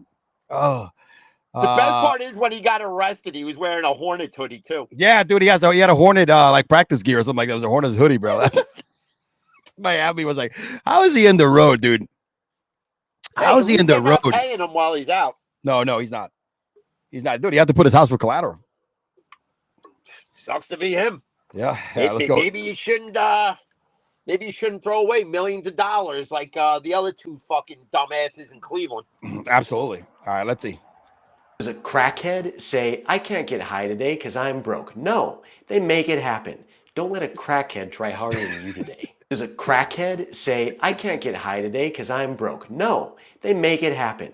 Don't let a crackhead try harder than you today. Shit, Does a man. crackhead... All right, here we go. We're gonna insult some people here. Ready? What is this called? Oh, snap, but that's gay. Pay. Nah. What is this called? That's gay. Yes. Oh, no? Okay. What is that's this called? Gay. Like, for real. That's like Briar Patch. Hey. What is fool, this that's called? What Gabriel. Briar Patch gay, fool. Like, lay. What is this called? That's gay. That's like stupid gay. Like super. Bay. What that's is this gay called? Coming on my mouth, fool. That's gay. Way. What is this Fool, called? that's not gay, fool. No, my man. That's fool. That's stupid gay. Ray. That's. What is this called? Man, what? Pray. Say. What is this called? Oh, snap, but that's gay. Oh shit, dude. When you see a cholo, bro, out there, hey, fool, that's gay. What?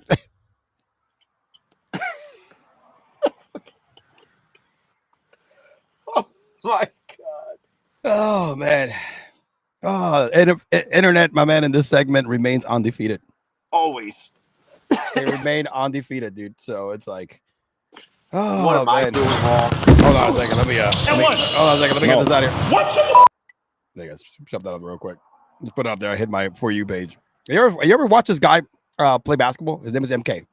So this dude, actually, I'm going to play this. He plays 1v1s, goes around the world. He's a Canadian guy. He talks, we'll end up with this. He talks mass shit. The guy can actually ball, but he's got like into fights, bro. Cause he is like, watch, you're going to see how this guy, he really pisses people off. Hold on a second. Let me move here. It's actually a good one. You got to see, the guy can ball, but it's funny, bro. He plays ball. Watch. You just threw it. You just stiff armed me. No, look. No, we're not doing this. I love you hit my O-line. I don't care. You got your own medicine. You can't do it. Then let me finish. Go. If I stiff arm someone and then they foul me, I expect that. You can't call that. Oh yeah, I play defense. Smokey. That was nice. Did you bet $650 that he's gonna score a point? Oh my God.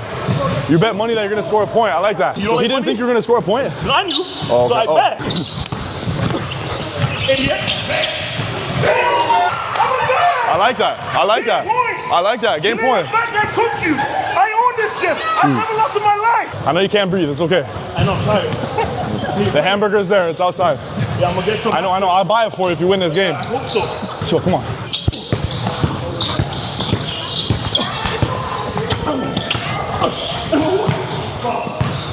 You held me as I'm shooting. Brother. I told you I was going to beat you. The day was coming. You haven't beat me yet. It's about to happen. Check up. You're cheating. No. Okay, let's play. I don't need to. No.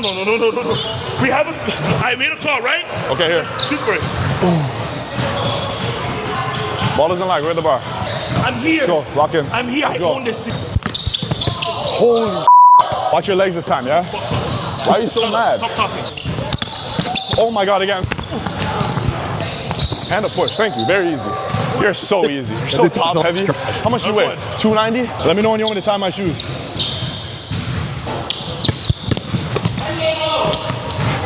That's who you are. It's Mark Henry. Mark Henry. Mark Henry. And one? You called the foul again? People can see through that, bro. You're saying you can see me scared, and now you're faking an injury. Come on, bro. Check up. My NBA contract for you. Check up. No, I want the ball as an apology. No, get on the court. Let's go. Check up for real. Let's go. Mark Henry looking at. You heard him. You heard him.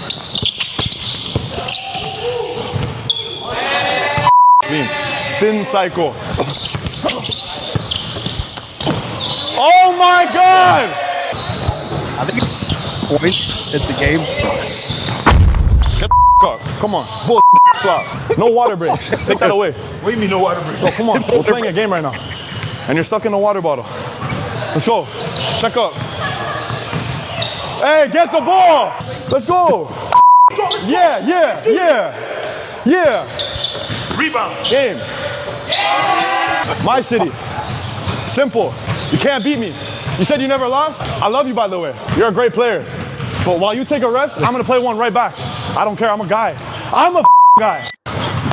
Yeah, this dude is pretty fucking crazy, dude. He goes around the world and he plays a lot of street balls and stuff like that. He talks mad shit, dude. But he's a good. This guy again, it's one of those guys that was nowhere to be found the last couple of years. They all play basketball, and all of a sudden in the last 2 years he blown up because he does this on the internet. Now he's like million followers, killing it like that kind of shit, man. You know how it is. Jimbo, another show, another banger. We got to give. We posted some winners.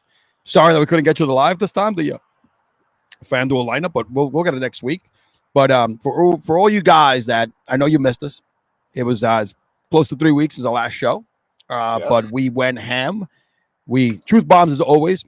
I think we should name this from Cigars and Sports to Cigars and Sports and Cold Hard Truth with G-Mini Man. Yeah. Because that's what we bring here every single week. And the people that get mad about it, that's because it's the damn truth. It's as simple as that. And I love it how, look at the timing, baby. You're not going to show my rush. I mean, you're in your second cigar. Of course I am. Yeah. But, I'm a pussy. I like to, give it low. See right there? Oh, man, we'll definitely be back.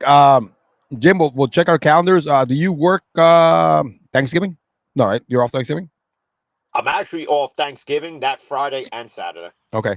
So I'm going to be out of town. But, however, I will be leaving Thursday morning to meet my wife. So I'm thinking we should probably pencil in what we've done in the last couple of years. We've been able to do a Wednesday show. Let me know if you got time. Do a Wednesday night show. And we could definitely preview the all famous Thanksgiving slate. Yeah. I don't know, man. Let me know if you're available. Yeah, we you get Black Friday football this year and Black Friday NBA. Right. And probably Black Friday NHL. That's right. And we got to give you the best Black Friday deals, which is boom, right there. Yep. Go with that one, baby. Fuck a Black Friday. Oh, shit, dude. I'm telling you, man. The good thing is that, dude, my wife, to end on a good note, she does her shopping. And I think I told you how financially savvy my wife is. I am lucky as shit. She doesn't abuse money. I don't have to worry about that. I mean, I see everything that goes in and out, but she's the one that the reason why we're able to take these. Remember, I've been living on I'm the only income in the crib. Yeah. And the reason why we do this, I told you, I have a special needs daughter, and I think my wife needs, we both made an agreement that you're here to support the kids, get my daughter what she needs. My son is, fucking brilliant, 139 IQ. But she puts the time with both kids, but she's the driving force how we're able to go on vacation. She finds the best deals. She just has a knack for this, but when she's gonna have Christmas done between Cyber Monday and Black Friday, and we're not even gonna step in a fucking store. That's what I love about her. You know what I mean? I don't even go to the store. I just tell my kid, here's money for Christmas. That's good. That's good. The good thing is, your daughter's in that age. I gotta worry about. Yeah, your daughter's in that age, and you can give her cash, bro. You know what I mean? And eventually we'll get there too. But yeah, man, it'll be all knuckled up. But yeah, man, we another truth bomb, another great show, my friends.